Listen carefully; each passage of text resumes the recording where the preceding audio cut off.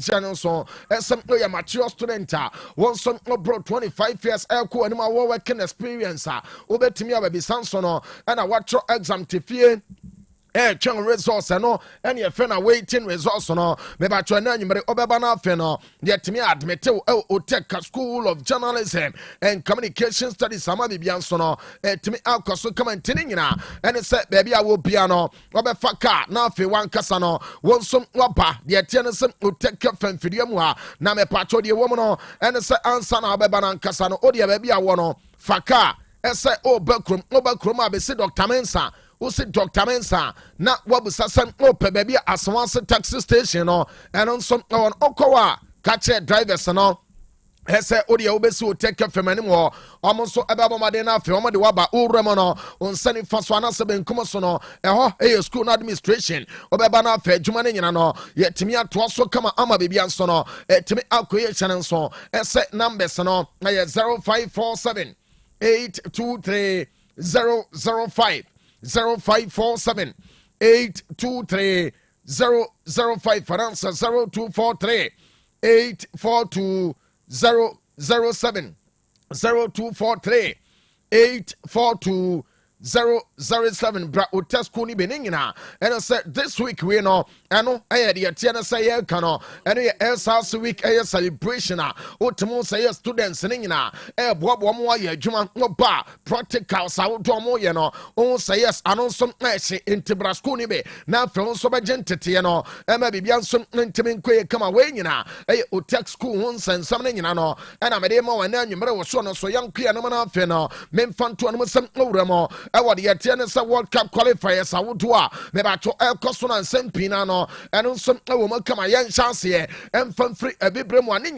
and some say Ghana the boy the no and what danum and they am no casino me ba to coffee so hana ma men confirm e say matches I would do ni be and some to me akoso na the tennis O cheki ya mame mfanto anemo ese ene Burundi etena oma Kenya ebe che omu choma kane baku a meba cho Burundi oma ntimi ante na ye kana san game na won sensem no ye de mo no nso betimi abasan so no ena Botswana eto Uganda eche omu choma baku omu nso ntimi ante o share nso se Mozambique nso no enso etifie gine bomu kane mi no omu timiti kane mu baku mame mfanto dwa esa Somalia nso no etifie ma Algeria ebe che omu choma ekam yensa mebacho omaya ne tin ade Somalia so no entimi antibisha no so esa Liberia so no ejira mana so Balkan miensa ema chesa Namibia so entimi tikan mu bako ene demen fanto no Samalawi ene Equatorial Guinea game no the attendance and so postpone da yebepe appropriate date na fe no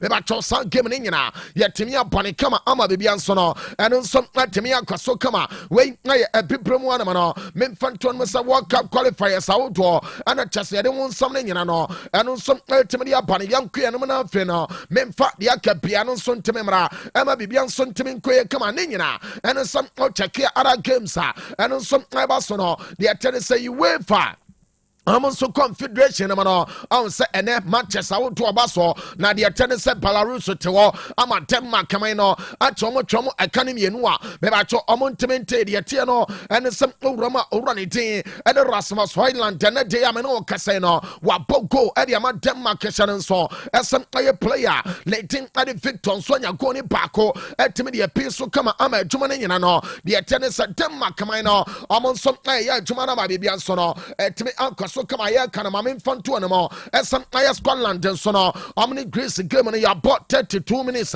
obian so ntimi nchebe sanso no na Finland da bokane mi no me ba cho Lithuania omantimi ante omtimi tekan mo bakope me ba cho Malta so no ene Netherlands game no etua so ama samna me no kase o check 32 minutes aya bono owura ne tin Edi kwadi gako meba cho player no anya go ni bako edi amana talansa eno nso aye nyi chesempa edi amana talansa sese no amo nso aye se dwuma ni nyina ebetimi akwaso kama ye de sansam no eno nso etimi dia ba me koma ne na afedi akabia no metimi dia to so dia Austria ache San Marino anomane 4 Kom obi ankasai me ba cho we no aya 4-0 a unse anwohye na me pacho owura ni tin Ade Smith wase go ne baako Samson ana brante ne tin ade mako Anatovic nso no anya go ne baako kama ma men confirm esem awura ne tin ade Gregoret enso anya go ne baako a ene nso anya ne chisempa ade ma omo ya ne tin ade Austria sese no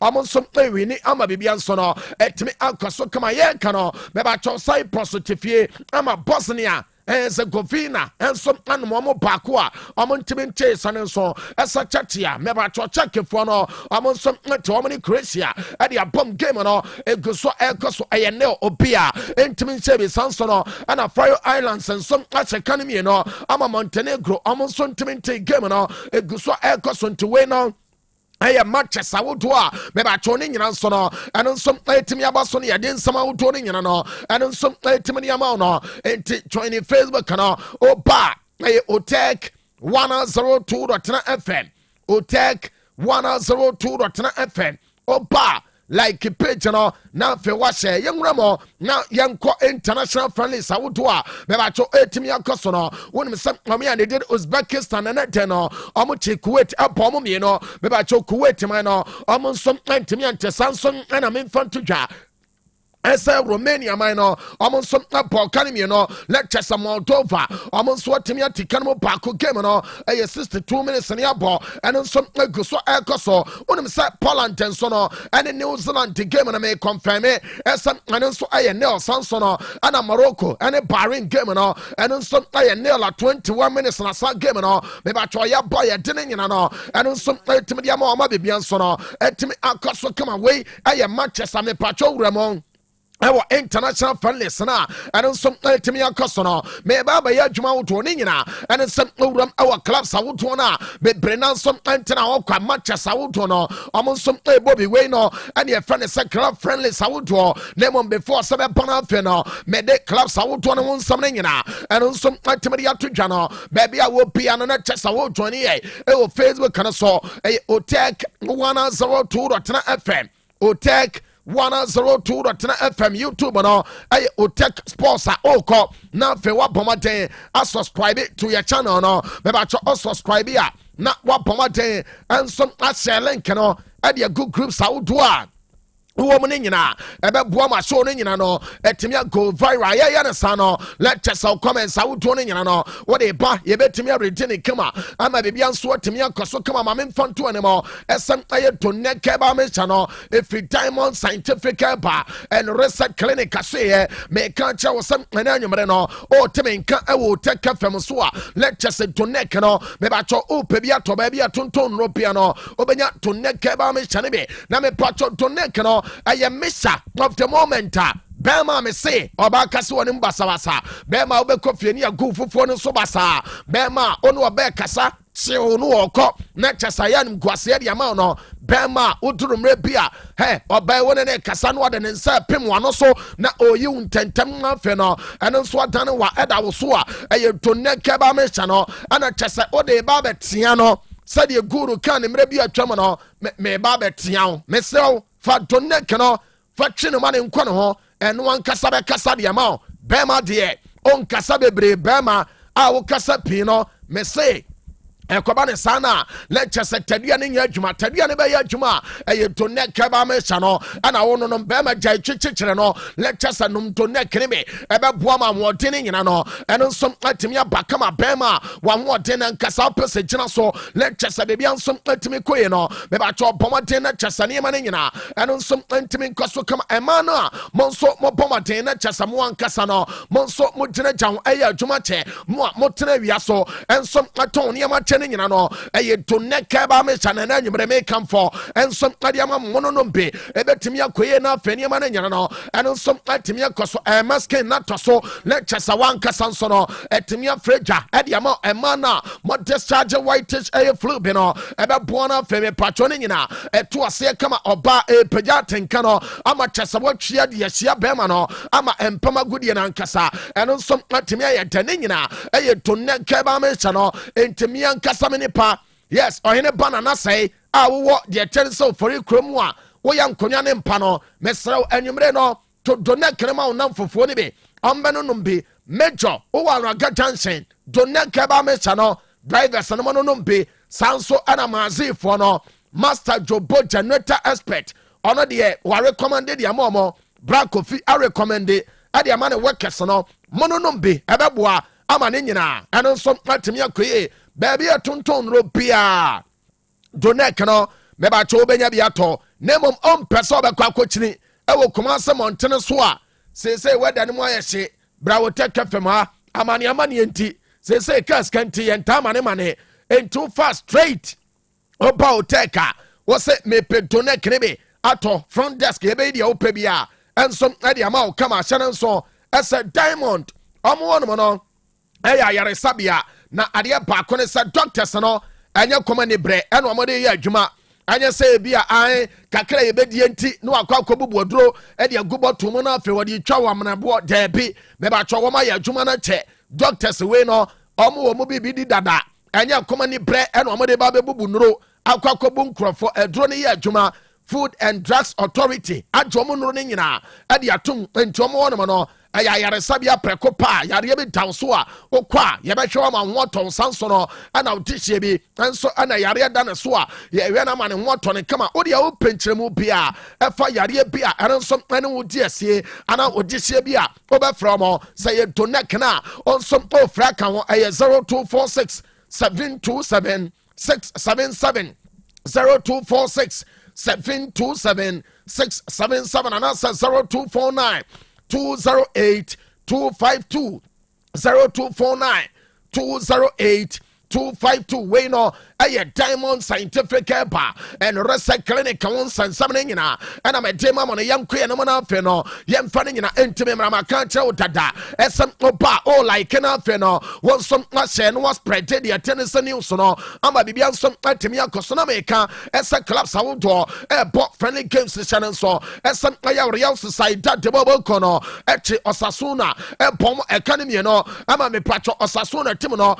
omo prayer aman timi antibe entim case die san came no and some aqua shannon so and some players to get the bubble corner among some side netting at the Elsbeck a pomo mienua among some antimi antimamin confirm as the attendance of Freiburg bubble corner and some any Kazra I done it yes Adema Kazra maybe at Freiburg at Womo Anomo Akama Conso way and ye be a basketball in the airport and you're not born yet to we a football and a Freiburg anom Kazra a cansoa omwa tom say from Wamakoda I'm a Germany in an some coso maybe I think so no etoma AGF a bomb a camienua among some antimi antisida net tennis and gallons sono and some atina amo Balkan Paco maybe Belinzona and some antimi antiweno a matches I would do and some coso maybe hunting and bobo cono etoma gluta fortin some bomb Paco among some antimi ante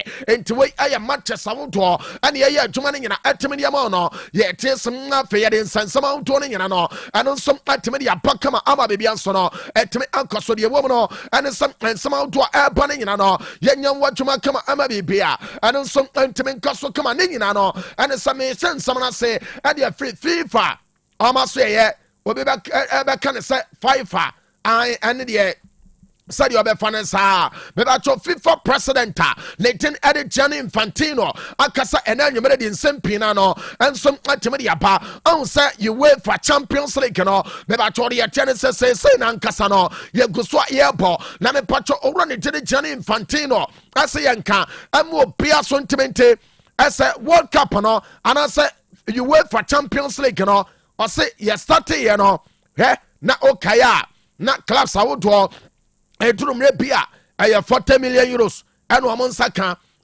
tore bi krampa ye bebo tournament ne nyina wie no 40 million ana tournament ne nya wo cha clubs ne benya say o se yanka amu bia so ntemente SSS na nkasa no aya UEFA Champions League no etimi kroke 4 billion euros e trasa yes eniema etimi akoso ento ne de wa approximate anaso no wa hyehyɛ de ato ese anya bia by 30 years time no ebetimi generate ebesem 200 million euros anase 200 billion euros eno beboa ama club sawodo no omonsansom atimi akesika ne nyane se ehye no na total revenue omonsaka no 40 million euros say no akwa 2 billion euros enti by 30 years time no or try no say anye bia Champions League no and the 200 billion euros so no ebetumi dia ba wa bra we no ebeboa ama club sawodo and one han wo na chesa football so no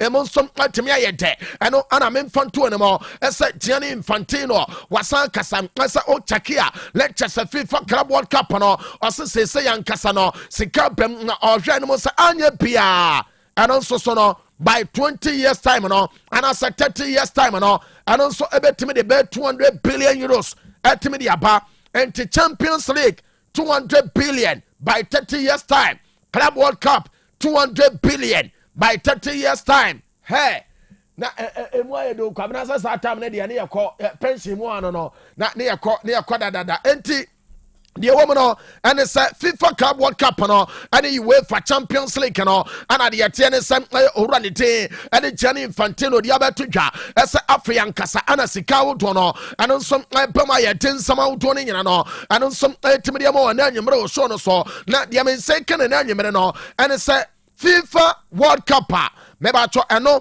aye 2034 eno abeto dwa awo Saudi Arabia no and kram en say kan na anyemre no and it's a one way ya sa World Cup no eno anye 2034 and ya bebo no 2035 eno aye early 2035 ni nyina no and it's a yesi we no ambebo no winter mo esan se Saudi amuwada no ane niema pina no o chekia o se yanwe ya betimi ahadwene enti de men second na den no ene some 2034 World Cup me ba cho Saudi Arabia for no be o se no de men second na anyimere no ene some no one we be take on and some ane so betimi take offer ane ye be early 2035 no and no some ba chance ye de sansam no ane some betimi aba me ba cho United bobo kono egusu din komane nyina ene some amo pese owura ne din ene Harry Maguire the headmaster and some player standing the deal no at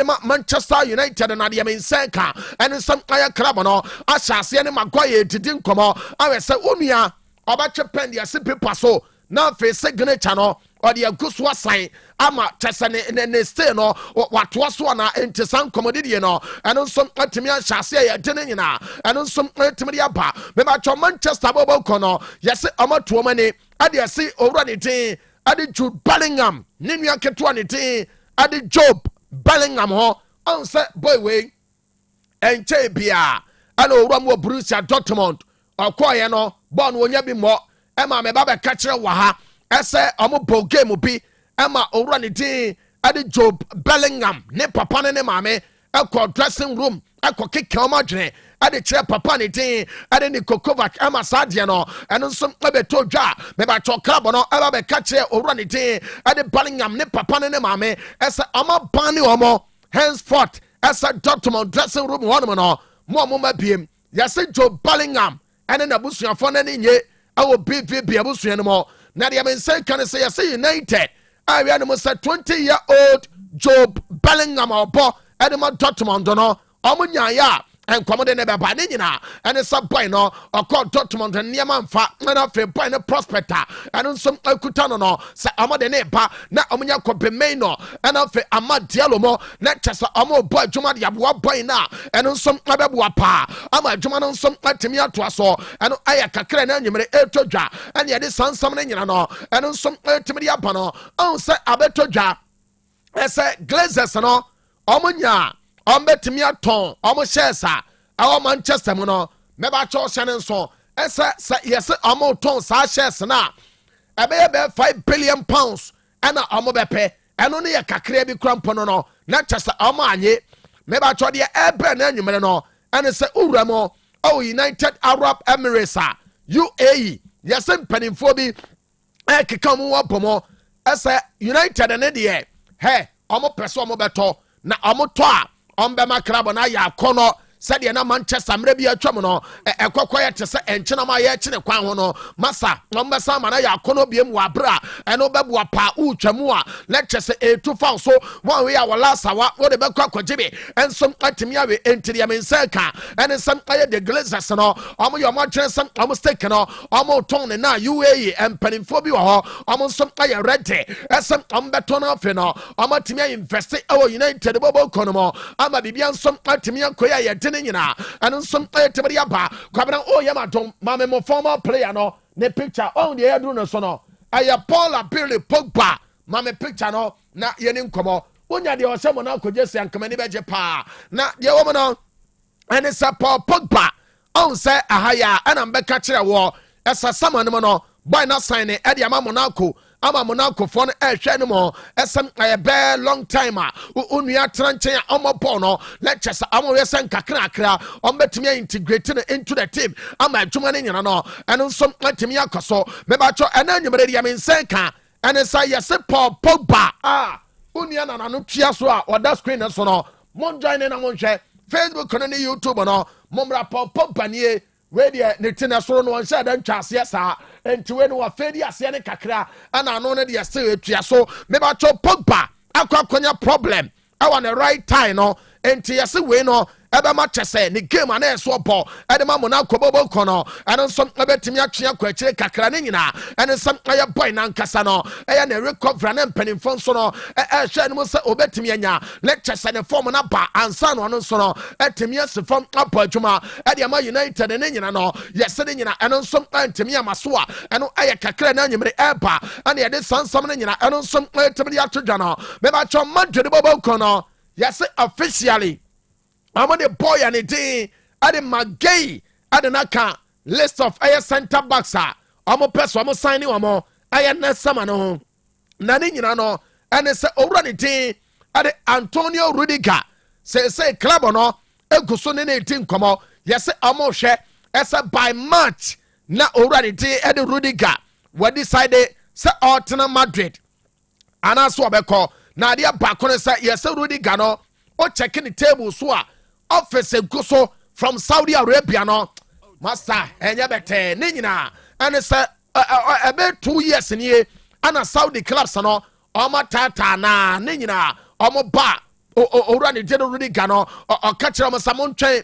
na Madrid contract no eno Emra na wiye me ba cho ne sama no lectures Antonio Rudiger ne contract wo e wo Madrid bobo kono no abana wiye eno ana de men sai kan say yes boy no enso obetimi aye ready esem obeti ada officer e be free Saudi Arabia bano e kokoba ne sana eno ebe ma Madrid won kwan enso center back no omo mfa bi mra eno nti ana me patcho magay de men sai kan eno sem omo de naka omo wishless ho esem aye dache bia no se e kwakoba se Antonio Rudiger and I said David Dalaba omo piano on some etimi akwa lecture some the boy no some baby remo I'm a player na baba ya juma e dia Madrid bobo kono na me patcho magay American aseme no yase boy na na fofo mo ben pa no wadi nkomo aka cha omo say ono de he Jesse Fita de he ope wona brabom and omo say eh tonam for she Fita no say hwan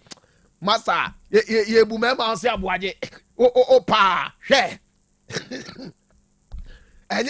enye betesa o kwabna na de wo mo no ene se magay mame mfanto no mo se boy no tona mos pass ma me kan no o se enye noa dabi otete ese tona bobo kono omo pe no nemom de men se kan na anyumere no ene se yese magay no aka che enkwafo mo ben no ese ono tima ono ankasa wonya obebo no aye Madrid bobo kono ano no magay ensom anya obetimi aya adwuma no aba bibia ensom atimi akoya ye dene nyina eno ensom tibiri atodwa me ba cho Madrid bobo kono o mama Vinicius Junior na ye di nkomo de wo no ene se vidi aye player ade Madrid na ena anyumre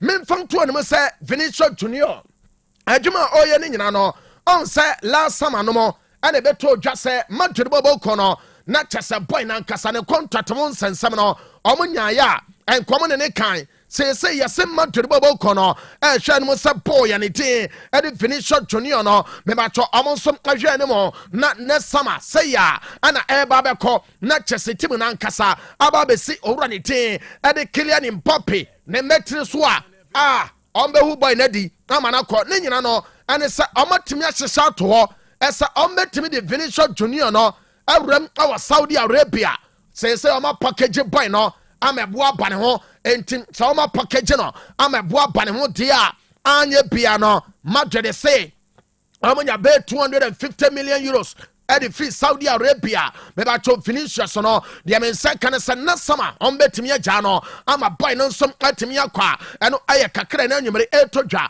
ane yɛde ne nyina ɛno nso ɛtumi de aba no na mepacho bon sabobo kono no ɛna meba ne mom no ma menya dwuma wɔ mfantoɔ so ɛwɔ Madrid na fɛ mentimi nsa nso no ɛmfamfiri wo kama ne nyina ɛne sɛ ɛyɛ Vinicius nsa nsɛm America no yɛsɛ nansan mu wɔ no no o check owura ne tiri Jabi Alonso a said you use Rodrigo Goyes Emma boy no effective our benkum for so one no yes manager na say na say Rodrigo no wa masa we no sika wo fia kodenso na Rodrigo wo fia Vinicius Okwa obede no so enti empanifo no yes Rodrigo performance of late no ano so etimi adanete ade a kire Madrid bobo kono eno ana akwakoba esem aye Madrid team no amo so etimi encourage amo so Vinicius Okwa aye still na team no eno so obetimi agyina na so na chese dwuma na to so kama eno aye kakra na nwumere etodwa ane ade ne nyina eno so etimi de ma no me ba cho Eric Garcia aye player de ma bouncer and commodity ekoso ama bouncer bobo kono ani player ne kasa as a contract extension emra ama de mensaka and it's Eric Garcia no yes boy ni ready as ano so betimi renew ne contract no e de ama bouncer bobo kono ano aye kakra na nyimre etodwa ane de sansan samne nyina no ano so etimi de aba na hindsight flick aye manager ade ma bouncer bobo kono yes owura ne consider as Marcus Rashford obetimi ayuso no as striker na oyuso Marcus Rashford as striker Lamine Yamal ebeda nifa na Rafinha ada benkum na chese owura ne tin ede memfanton me Femi Lopez ada Marcus Rashford echi edaha 3 awurade nyame basafo ne be ya adwuma enti no yesen owura ne tin anse flick no ne mpai bonyina ane se nanim wono no players o ma prepare no Lamine Yamal mo amo beto mo akwara ketu a chese ne tadua yi unu atwi ne tadua ne mprum da bia ama ne koso no manager no ahwe ne mo sam aye player na nkasa ono som amo beto no na fe oba let chese wa hyehyɛ se ane mo for no ano aye Rashford obo as an arrowhead sansono ana Lamine Yamal etanifa na Rafinha ejira benkum kama na fe Femi Lopez ensono eta Rashford echi epia ene mo na fe dwuma ne nyina eno som aye koso kama ye de ne no eno som etibiri atodwa eno aya kakra na nwumere eba ana chese de won sansam ne nyina no eno som etibiri ama no na me pacho me ram e Formula 1 no mo me bacho owura ne tin ade Max Verstappen aya F1 driver eno aya Formula 1 driver on say owura we no wodi dwuma pe wa bra sa cars na ye tenemo na ya hyehyɛ ye ho na chese wi accelerator down no amoko no Verstappen asam na me no meba chowura na kasa na day ade nsempin na no atimi de atodwa ne nyina efo Barcelona bobo kono owura ne say yenka emu obia so ntimente asare ono akoda na chese otwene ntoma de kata ne ho a empire wobo odanyankopon se wie na owie bibia ade ba ko ato so ene say nani beje ese Barca you wait for Champions League etoso makoma nsia enkomanye nam se owura na ni so ade no so pa o ni nyina ne se class awodo no bebere pebia age o master o cheke chesa Napoli for ene Liverpool mo adwuma mo ya enye Barca nsia na ye beka Verstappen se yenka emo bia so ntemente ss Champions League eno eye Barca eye omo next target no nani beje pa esa ba sabobo kono omo nsom abetimi awini na omo wini a eno abeboa na afe no eno nsom atimi akoso sanso no ana de o twa eno nsam aye league title no aye this season ombesanche eno aye according to Formula 1 driver and the thing ade max aye Verstappen no ana de sansam ne nyina eno nsom atimi de aba meba cho Frankie de Jong buafu na abufuo de nyina nie Frankie de Jong de woman ne say ansam de betu dwa esa say no aye UEFA ene La Liga nyina asanction ese Villarreal ene Barca game omo bebo no ebeto dwa e Miami mame confirm ese eno ebaye no Frankie de Jong say he ono ontin sem biase o ese empanimfo bi te wa he sika omo begye eno no omo dwene ho se tenfa kakra beba no omo de ahye omo betom no eho ana chese empanimfo na ni gye se players na pomoden se players na nkasa eniema wodo no ase omo nkasa omo nwene hu ye na ono eye ne nwanwa pa esem ade a ye fe ne sem aye league game ni ye kwa kobo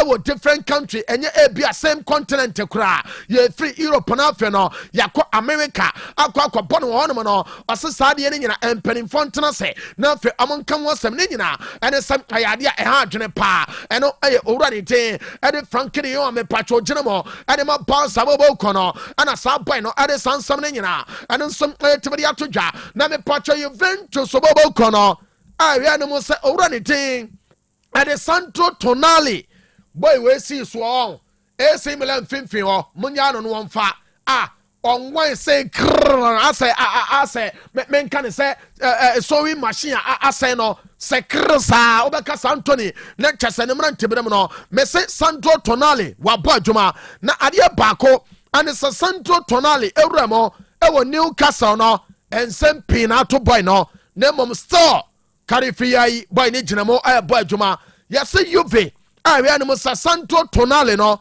ombetimi afa no ade na ba aba be rem awo towi na afi no wetimi aye adwuma ne nyina ene se omani je boy no na ade baako amensan ka ene se yese boy no one de onyaya enkase wi no se de ofa ne ntoma pa bi fraye ewo esem na bobo kono no enko besan kọ ne wakọ akọya adwuma na de amensan ka ne se yese sika wa we ya Newcastle ambe demand no eno ana akọ akọya Juve fo no omo chese omo datwena omo da dwene Tonali ho na fe sika ne bamu a na omo to omani omo dwene ho a na omo to omani enti se Juve enso eche esem owura ne tin ede Sandro Tonali ne me patro beba ama adwuma ne nyina eno nsom atoa so a eno aye kakra na nyimre etodwa ane ede ne nyina nsom etemedi aba no me patro Liverpool wo ko ne goso ehwe ne nsem owura ne tin ede Mohamed Maghreb Salagale me patro ne replacement ombetimi anya we aye long term one enya ne mani mo ya no mo pese bia ai obi a wanya 39 ana say 25 years bi na ye de na ba ana say obi a 29 years 27 na chese debi wacha 30 32 nani pano o de ne boot go until Liverpool we players awodo ama Ghana ni abrante ne dere Antoine Semenyo beba chone dia ba betodwa Shannon esa Rodrigo Goyes aye player baako Madrid bobo kono obo ade mo enkram nseka ene sem aye Liverpool team no omo se omo ye ni tin a asa boy ne tenten won no onua tia bo na so na obreke so brama menchon na fe wode ba den pa asa players no ambetimi agye ente Liverpool omo se Madrid won Rodrigo so mfaso a omo de omo nyaaya enkabeboa ombe sanfa no ama bibia nso atimi akoso enti Liverpool nso goso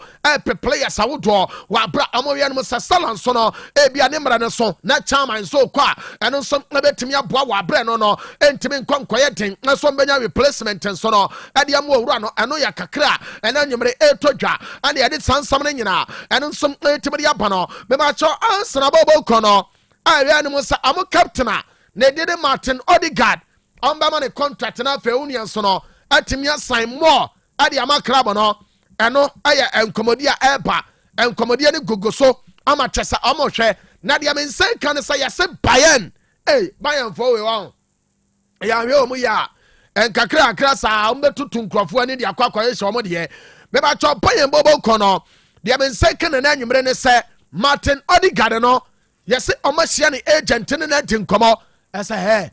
Asna how the outna, or Becassa, we are best player, the team in the Sao. Obenwa, not just say, Fofian Twata, no one go boots no, and to say, Yepa, and it's a buoyant. I catch it, or the god say, oh, Petrofia, Bemaya day, how Benyabi, hurricane, Abrabo boy, I was pest watching ya. Obaye, Ubetimia kind of waje, and Tena boy no omra, Nebian soon Timin Cosso come and no, I kakra and enemy etoja, and you're telling you and some Timidiaban Asna. I ran almost at Tagula. Fano, mother de say boy no, or your projector almost a channel for that, and Timo Asna for say you mobile Adwadi got the mamua, and you're at Tagula, and also the agent now fair the Amaran in something you know, and on some multimedia sikama, not the boss player one Kano. Any about your phone, some Atanase, not the Akabiano, yet the Atwas to boss, yet I say, Umreno, Umaibi.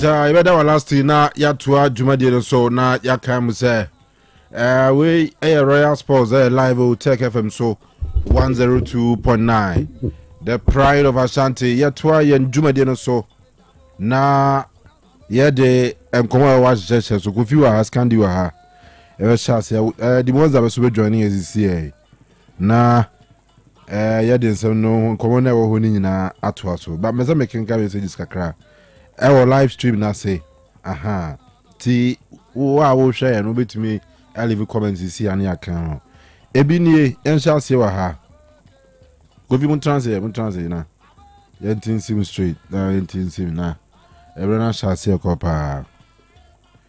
All right, so messages in here we are say watching live at Hull City. A very big congratulations to the Black Stars. Ajimbolobo Madridista. Kujua Sempa Furniture Works. Congratulations to the Black Stars from Kujua Sempa Furniture Works Adum. Benji in Francis area or say I don't know why some people are saying Otuado must be sacked when Ghana qualifies. He has to lead them. Greetings to MC for Achuman Webeja South. Honorable Wisdom Osei Buama.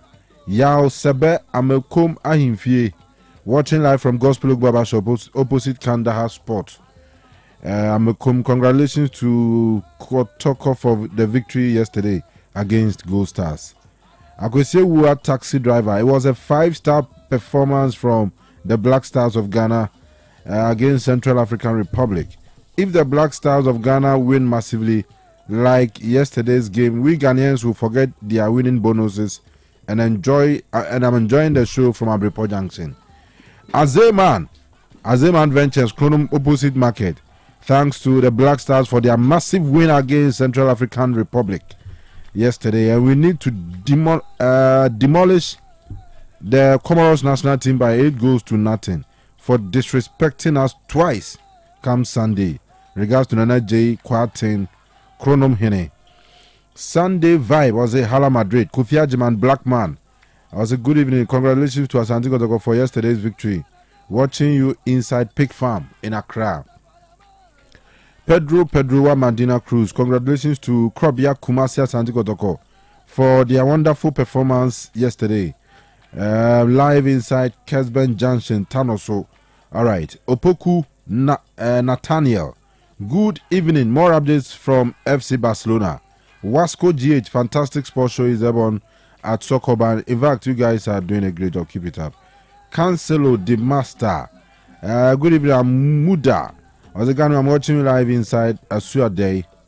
Greetings to Haji Afati Otec Papa. Akwesi Brefo was say live UK Leeds. Akrokeri Junior Teru watching you live from Akrokeri. And Omomudia Swabasi CA. Ha be a Benny. Anane Kunsu Kojokrum. Or say congrats to the Black Stars for trashing Central African Republic to inch closer to the World Cup qualification. Greetings to Boss inside Kunsu Kokochesuya. Akwesia Pia Odediran. Good evening, Kanu and the crew.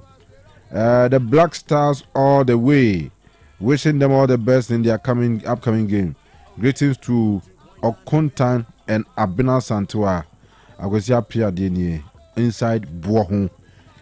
Joe Karika, Bibiani Jampra Enterprise. Also, Champion Kanu, please. Good evening. We are listening to you loud and clear at Bibiani Attack Room. Yes, Joe Karika, Bibiani Jampra Enterprise, opening a chelpa. Samuel Asari. I say, Kanu, I'm enjoying the show inside a great Cromwasi news site. More updates from Chelsea. Okay, so Chelsea, all right. Asari Samuel, dear no. Anochi Evans. Has any player scored 4 goals in a single Clasico before?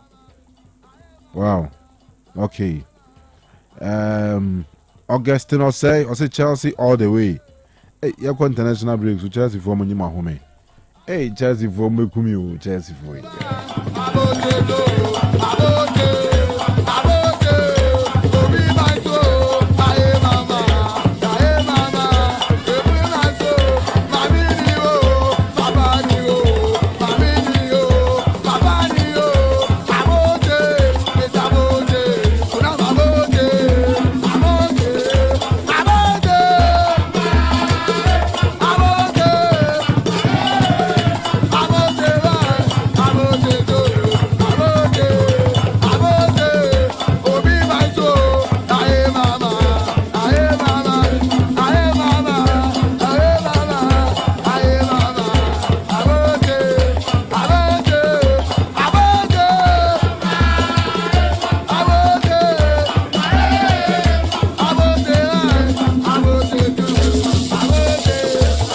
Alright, Akasima Mienza Nafi Noche Abo.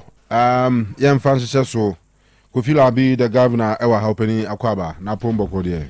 Katechi Mejo so Radia Dumnia ye enti enumani be The Radiasi. Papa The Radiasi. Say Stella Uti voice na. Yeah. Unse. Yeah. No man said that ye sir. This court kakrawum. Aha. Nenso so. Adum no ani ahwe enti yeah tichia enoma ni biye achitaifo ni nyina ai sisi ufa bebia na obidi noma ni biye hia usi tam the other day na me call magazine one guy me refi me amizani din tikale ene ni nua master mass master man kwa almost shop tama na nso to nya ho na ne yewo okay ntina one guy was otie de bia refi man misani di on fan cheme okay na obisa nyama ni bi yeso ora mso ene same so frame you say same so enu mani bi enu a yeah ishia no baba ya stadium Ashtown yeah same ye heavy pa na o say na we see na me shem fifi na same so te ha but them say Sunday ni so na otie nchen ne ye hwe kotoko ni Lions match ti enra na yesa ko hia ho na okofa nkomo ba ni nkomo ni ma na o se uni Mr. Nomani bi ye na okay ana mi so serious this candy me just say me sire na sami hu say mia na fe mi ntimi hide any say the bomb common ade asana oti program no almost every day ni ade ti same Ashtown o say mucha folks no so bill na kasia different items nti ichia woni adwumayefo na ho ni nyina ene atiefo ayenim wo mukra no so omu nyina ye chiechi omu pa kama Sir Kanu akwaba majoso na bia boko de nyame guso bibia nice one auntie is who here o nyame adom me didi se fi nso ye oh for sure ora ya owusu afrie yes ya owusu afrie sure and ni wife ekua owusu afrie and afi ne papa papa openi akwesi afrie akwesi owusu akwesi owusu afrie as owusu afrie family no omunina ya nche omanyumre amwakukrum yes right after so see Dujama Utra Dujama yes after Dujama honomo Dimonza Openyi senior boko there ami adum boko na so e nyame adum be odu girls say no odike be he match ni bi o okay we are na ehu odike o down oh yeah so odike si wa hye nkom so ye nka ho asem o si o say ne mpai bono ne mpai no o say carry weight na ebe happen say kotoko beji afie league no na Africa no mo bono so ma san surprise obi a asanji meboa nyeza no ka odi omaje so so ana Kanu ka kire no say enu Kanu ka kire say Africa ni je ne de nke be ya onyi honi film kakra David mete semi final bi ye gina ase ono ono kampai bona wo boy dana omutu abano Fabu Census and they omo launch Fabu Census ne Fabu Census launch ni mo okay so I see or a copy of the prayers yes they are born on air cry odikesi ye nka ho asem na ye behu an sa abam na afi ni ye be frefre no ni faith ni gidie and empire wabono so what I say protocol ebegili no Asaje Africa no so Confederation Cup surprise be a semi final be quarter final and as a semi final me kan where the tell because as on we no akaba me say nra na me mete minim say nra no wa amend ne dia say that time na me ni ho because the ama me say no mo se empire awabo ana nkom sha awahye oh sempai bom create mi hye nkom wom ti fa ne say nkom hye nim no obo empire bonim no hye nkom no na bi nkom hye de o bompire na hye nkom wo ye de o ya mu bi ono ankasa na e kana so o bompire ma atim no ai tie bia ne empire se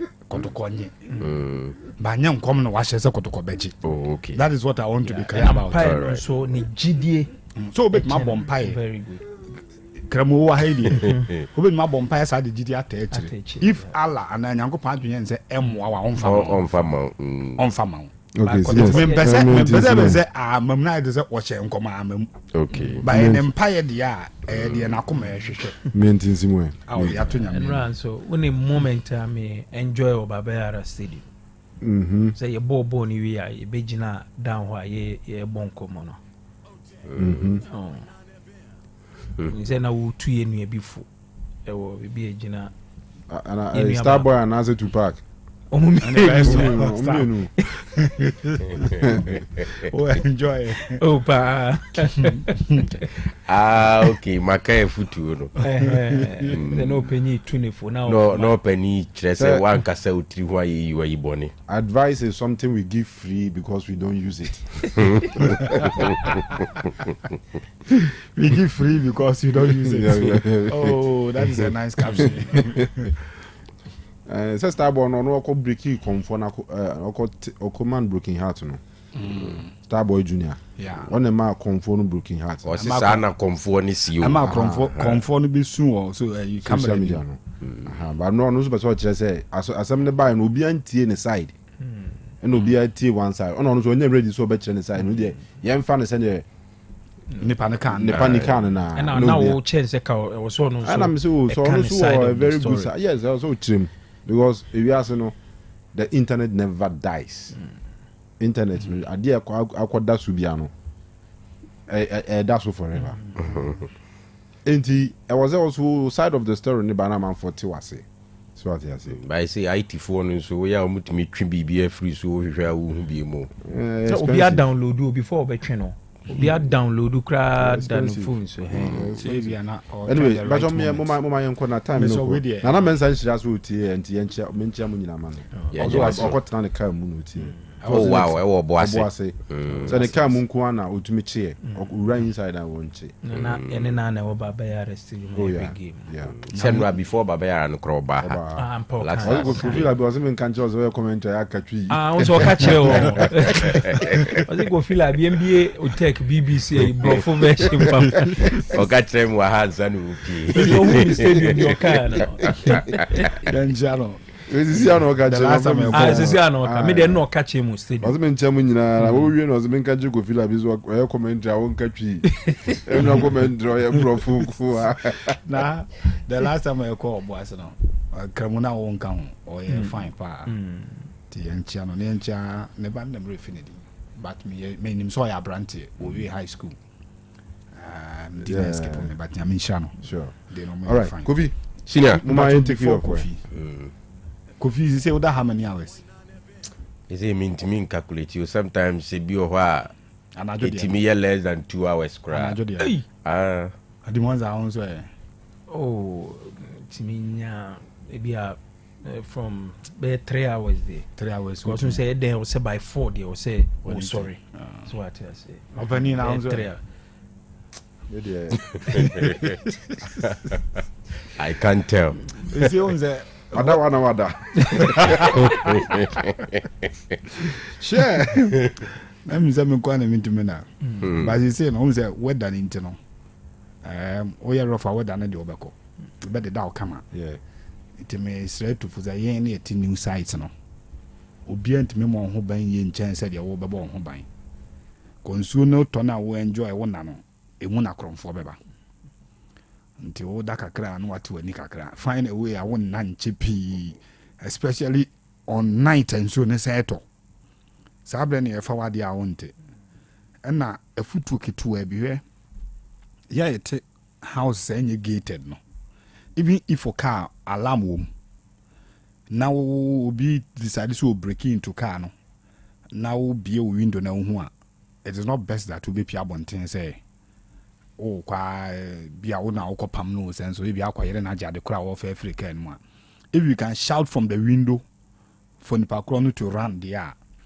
but say car no the pen bia wo bia window won say obi o car no ayo say wo pia bonten wa bra enye gated ehu ti ye nyina hwe kwa be fa so be boy ho ba mi nti ameka sa asem as license weapon be so sharp license weapon are perfect advisable perfect licensed it means what we use illegal as far as what evidence nipa na dey born no yes we di boni o di boni ana o ya dey betumi akoso we go police station say what license to nti da boni pa na wo na police force kwada father ne Formula 1 driver na uchu car pempem grofodi mu omo ntwema oh yes but you nyina hwe kwa be fa so be boy ho da especially new side for no ya for kwa dey o license to amenku no boni na mu national live I say wa boni na mu to ne na dey na o de ko bokro no ana no make no busy here say for kwa dey dangerous no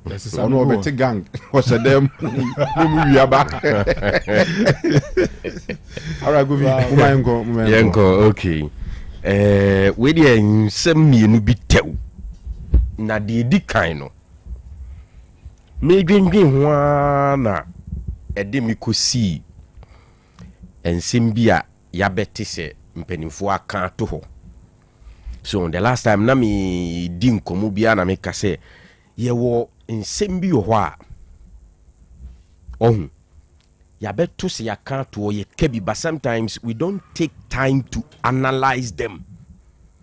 Ti ye kebi sa, but sometimes to boase na o dwendwen nsem ni bi ho a otimi se enye kwa ene mpanimfo ka sa nsem ne to ho ba ko ene anwumre me apply wo me nkomodie ni eye se yesi onipa wu a ene wa yede wase ye kabi da bia o by na sometimes you don't take time to analyze it ni ehwe se e ba ni se kura na sa asem we ye ka to ho a eti se ne ho abebu obi sa, but ye ka almost every time bia I'm saying this because one of the stories our last did by a name say Manchester United are starting komodie say ombe renew Harry Maguire the contract and then he stay at Manchester United. Sisi Maguire or 32 years. Next year March no I hit 33 years in the game when you know. And so do sa level no cra teams name out contract be akosra 2 years. The abebru 2 ni there. And then now no when ni there but still way exceptional. Chelsea see cra the cross so line na 1 year obo one we no mo hene say ahode wo ho betimi aba no say de ba ku bi aka ho. I remember they did same with Thiago Silva and ye ka say ofree hwe. I said there is no leader at the back for Chelsea. Inti Maguire will be 33 next year March. Inti any I see Manchester United I initiate conversations to renew his stay our club yimi. I'm thinking say akosra na ebia aye 2 years extension be because of the age. But enye hokra na mehwe.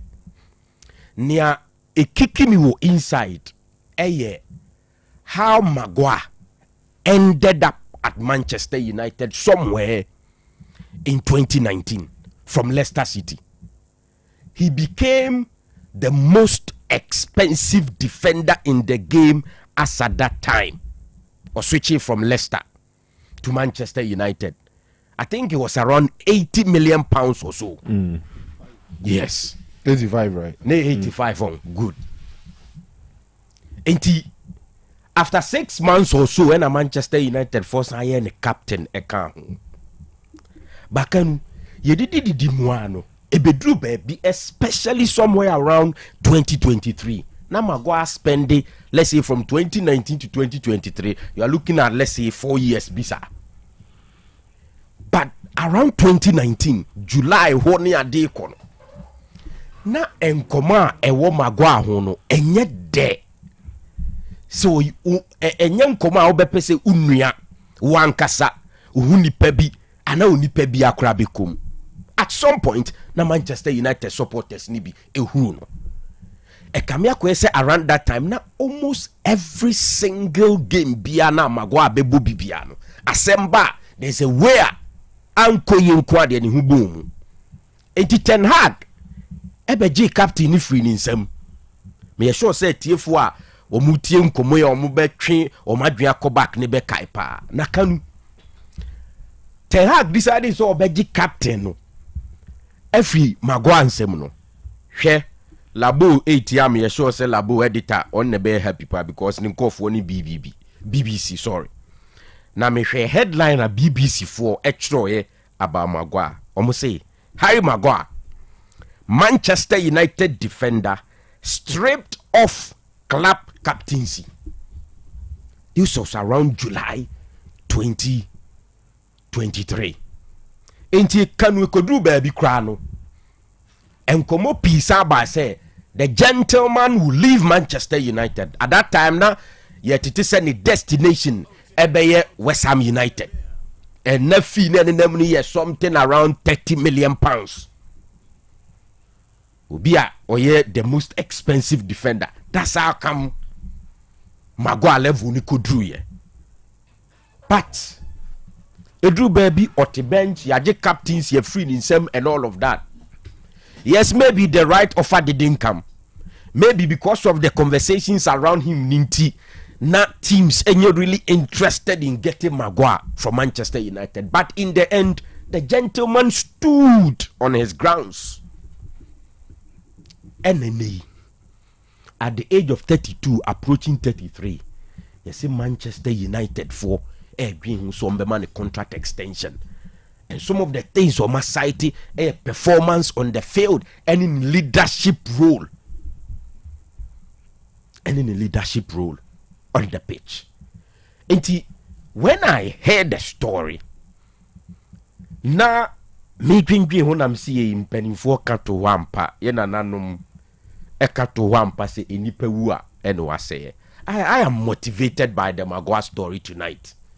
And I think that obi a wote bebia wo sisi ye bia na wadwumam ye demotive and I say issues be and now whatever it is that you're going through, obi cry is thinking that let me just end everything. But take inspiration from the Harry Maguire story. July 2023 publications are not ever fatne ho. They say sorry, Ghana. Honorable Adungu one already kill Maguire at Parliament House. But today, that is Harry Maguire for you. Media, I am inspired, I am touched.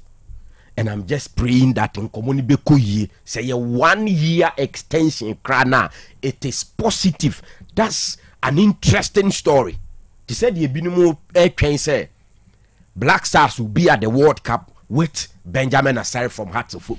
No one say from Olympics score relegation all of a sudden tables are turning has a before Ben and one then to the Black Stars and then we are seeing a World Cup. Into such stories, Kanu, when I read them, when I hear them, I take time to think about it. I thought that it be more emotional because there are some of them me relate my life to sad situations. No pa. I am inspired by the Maguire story, and I wish him all the best. Right, I wish him all the best. All right. Now, let me do quick one on this. Yes, say Liverpool for according to the story and our last year, they are thinking of Mohamed Salah replacement. Na utia some way kakra because you say Salah now we are extending the contract no. Around that time now Salah was 32 years or so, yeah. And in the contract no Liverpool was and be expire somewhere 2027. We are approaching 2026 into a quite shade nimbiasa. But you are talking about a player last season for Liverpool in 38 Premier League games, almost 29 goals plus 18 good assists in the Premier League. What the Fantasy Champions League grano and Koye, he had 3 goals in the Champions League plus 4 assists. In the goal involvement, no, you're talking about 9. We are talking about Mohamed Salah. So now the following season, Kanu all of a sudden, Obetia say Liverpool for a penny replacement. Say Otnasi Dinya, baby be only Liverpool for be dream say by next year, Salah. By next year June, Salah did 34 years. When you age in the side beam, so man contract extension at that around that time, cry it be a 1 man 1 season be now they are coming. Till you can understand if they want to forecast and get new replacement. And now this season, yes, a woman said in the last 8 seasons, every single season, be a Salama Liverpool double figures in the Premier League. But so far, after 7 games in the Premier League, Kanu Salah 2 goals or 2 assists. Ntinka goal involvement in 4 after 7 games. So Ntinka enya ade bad even in the Champions League, no, in 2 games, no, 1 goal and 1 assist. But say nyina ye koto se Mo Salah ejina pitch ne so sisi ani ye hwena. So what stadium mo say TV achi can you don't see the same player. Clearly uhuni say enoma e kofom. And that reminds me of somewhere around the time Ronaldo switch code Juventus. No, at some point no the report be say cholesterol na when the body no it is a 20-year-old guy near there, but eventually yeah who say Ronaldo ahode no and you say no here in the game. And if you watch Salah today, I think you can see that. And even in the last game against Chelsea, on 2 occasions, Salah called for options usually and one of them ever ended at the back of the net. Till you can clearly see that the guy is declining. It is only proper that Liverpool be penny replacement. Yes, today Ekitike is there. You're looking at Isak and Suwoho, any idea. A couple of other players were around, but the Salah Debano, a lot. Enti sɛ wote sɛ yɛse ɔmo pɛ ne replacement it should be somebody abɛka so okay, this one there it matches. But if you hear of Rodrigo de Goes, player even now ɛwɔ Real Madrid, ne level na ba from.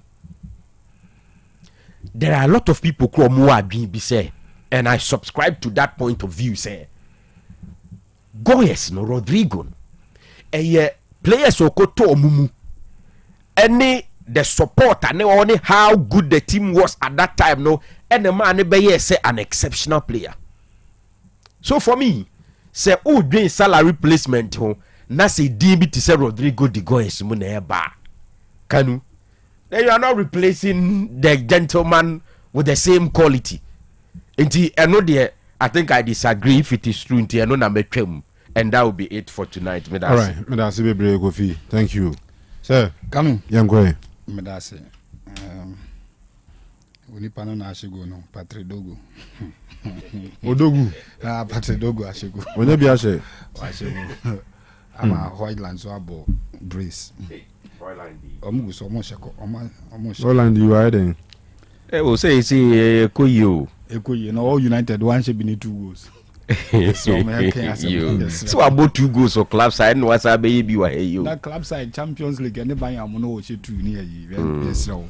Na me yonko. Yo mate wada Roma. Mamenchia me mini aketo ba kwa a big fan of your show. You fan Kelvin. Kelvin a freedom fighter na Amstead or a former financial secretary for Infotest. The beer with your show, and a big fan of show, no, and lasted the open as empire. A very good evening, Kelvin. Kind of football, the science, and Yamaka cry and a tie call to the blind side of Nipa Bebre. And on I am very much interested, pa. Na, yeah, idea. Idea may be discussing a very somehow difficult, say. Ye be hunu bidie, but a basic crana things that the fraction of and answer the percentage of it happening is up. Who says you say Baba Sports Stadium, what I call recently Biano. On baby a day dugout no Abba, which is the bench and Abba. Ye year free by BNC and a very close to the pitch no and the touchline a band pa the year free on.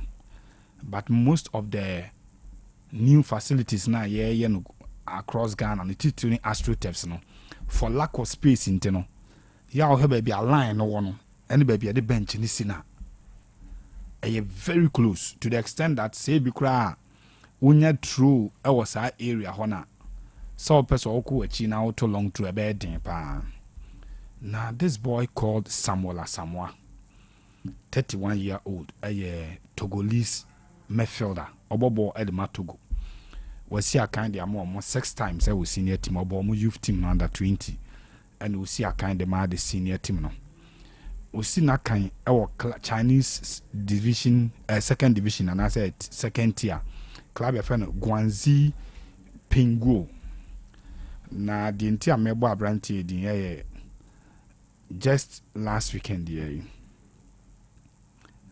omu game omu boy na there was a rest or no be wrestle ball bina nipa krono shovel na kakra and pitch side panels na honom and then it ekobom na Monday and then raso no omu twa scan say hwe no omu to anya multiple fractures in the neck.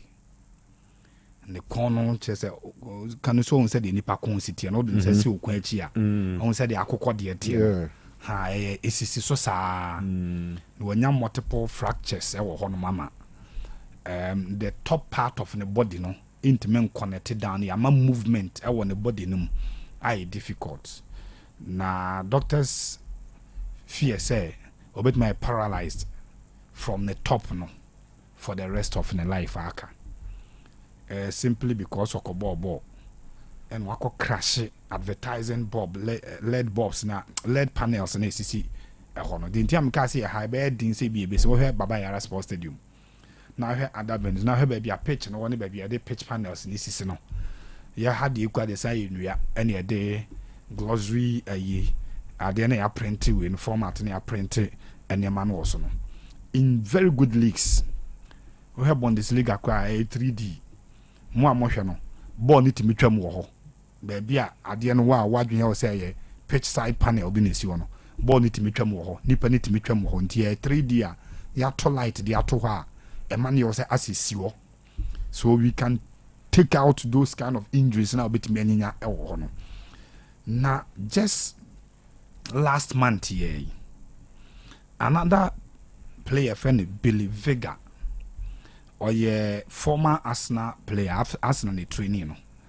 as you see amena okasai osi akama Manchester United Manchester City FC war England na unse regional football and normal Isthmian League which is London East London hall and our clubs no yake come abom no mobo Kanu ono nso no pitch side concrete bi a ho and ono nso ko crash ade no and last month here abrante ni free mu do club no person be link in def no to that accident na see your pitch no so but clearly if you read and you listen to commentaries around it there am I hospitalized no nya the conditioner a man the free no the fact that in one of the games or crash to a concrete close to the pitch after say or call for a ball no be attack no quite difficult for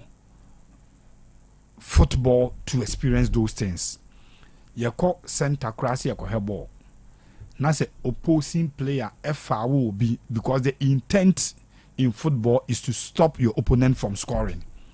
Sometimes players near they be it's not as if say onim say it will come with a card, but not you say whether a be proud or improud, a be save the team no from conceding or are ready for the punishment be until who players are walk for tackle not before referee be in a card because no already just no walk and I know at yes so because him say they are red card never so because of that your cost center na say obi kwa for a tackle na later no owie no say nipa na pra beyond the intentions no the court nipa kro no so a ono no call for tackle no kwa no otimi sober with incidentness and sometimes we say stadium ni nyina anya only the side na player not that form ni belong to obia ba into that tense moment waiting for doctors ne betimi pass say nipa kon life that so onimu ne be fa na free pitch no so and sometimes say nipa ne fa na to stretch and so call that e dey ba stadium ni nyina etimi ye standing ovation bi e dey ma player akoro na wepra ne ye boy ensem saa de man ko si say doctors e dey ni betwam akora dressing room no makwa akohwe no and people await the next results e be free mu diaba so if you relate it to yen ha any venue see a boy a football na we may not be suffering from some of these things because astroturfs na do na no we had the wire mesh na any dia barricade dia no to prevent people from coming in say wo crash you difficult so benya this kind of injury we are talking about because ensure that even wire is den pa. Number 2 yen other venues na yebo football no ebi okwa pitch panel no ko ebi ni hokra but we can also learn from this and take out other hazards and hazardous moments wo ye venues na ebetime de sa anyama wi aba. For example entrance na ye dura yen stadium no and I say baby e kohwe ball no se nye baba yara nye the main stadium na ya shede si no kese de si wona obakono kwan ketewa bi na nipa nyina no ye pon obi a paso pie ntem etwi fam de ko ebiem so no obetimanya areas where there are no seating eti nipa girigina ho na obi afura gina bibi so obi te wall so all those things can be tackled to make sure say yen kohwe bonwie na ye meka de ye ketewa na nka ebetimi ahwe are taken out of the situation no na save we and the commentaries e beba after the game and your football the name of be disaster at the beba football. Lastly na Champions League well last year home story when Sefrin say after 30 years the first Champions League accumulated 40 million euros and after that last one mine 4 billion. 4 billion. Sisi amene wo kasa yi, wo hwe Club World Cup a omokobo ya. First one, the extended one, am 20 billion euros as an American. Until more year projection say in 30 years they believe say ABI bit many about 200 billion. Our football, which is the Club World Cup. Na meti wodi oya story nyina I was following it na me ready about it na me say somewhere in Europe somebody is thinking about a 30-year plan ahead, making projections into it. The bit mediaba any day you bit many how it will enhance and impact the game. But yeah, what is the story like? Do you even have a development planner a year beyond obi tema or the abet na kunya so? I say a co-terminus with nipa kono oteso plans ni nyina. Na sometimes oteso krano the plans na sa short term. 1 year, 2 years there. Maybe or 1 year or 4 years. 1 year or 4 year term. Sorry, 1 year term or 4 years. Sorry, 1 year term or 4 years. Even that period, no. Who say nipa no interested in a planner ebe cover the first term ni nyina. Maybe a first year no, and a second year no pe na who say nipa kono plan. So the football plans are here. How we want to develop our game. Anybody a person the game nudro no. I am forecasting any plans a go beyond nipa no personal terms simply because football investment capital intensive. And sorry to say, why here na Kanu adwene say no president. So I share how to develop and something to put on paper in the first term. Guaranteed I to Obama no. Obetumenya the all pedia free football no. We are okoye de ebe mature 20 years to come and on ebe tena akonya so 20 years to come. In the sebi yesi oba afento na ware ase no otu banche wonua tinye Kanu na ebe abedua banche obi wa betu no 5 years or 10 years to come. The football cycle no diama it look like far behind, especially West Africans, and I'm using Ghana. The entire far behind ne say term be a development plan for football near short term. You're forecasting into the long term. And even the last time I heard a long term development, I can't cite Uncle Ben Kofi Dieno. We saw the fruiter, the state in AD was because our under 20 team no. Sa development plan na a match on my education under 20. Emma sa players do a progressive realm with the senior national team. Ye Diabo World Cup ne AFCON tournament it needed the enemy na.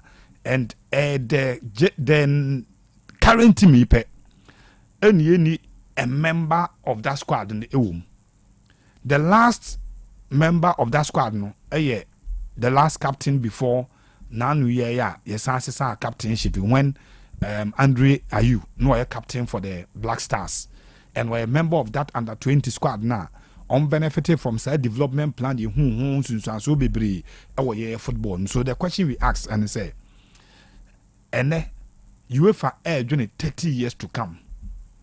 Make projections are so meeting free 20 billion euros no munya for the Club World Cup no.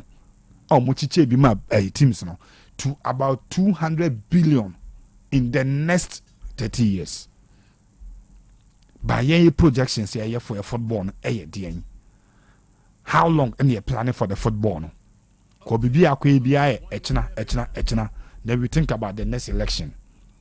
Probably also because to become the FA president, it costs you a lot. A cost too because you have to sort out delegates. Into Ube, you know. Now plans in a short term where you will benefit directly. Not when you think, say, to sorry to say, now wakufie come. Now 20 years to come, 15 years to come, 10 years to come. Obi obabe succeed unumum. Ebewa na being so cool. No more about the bumper harvest no.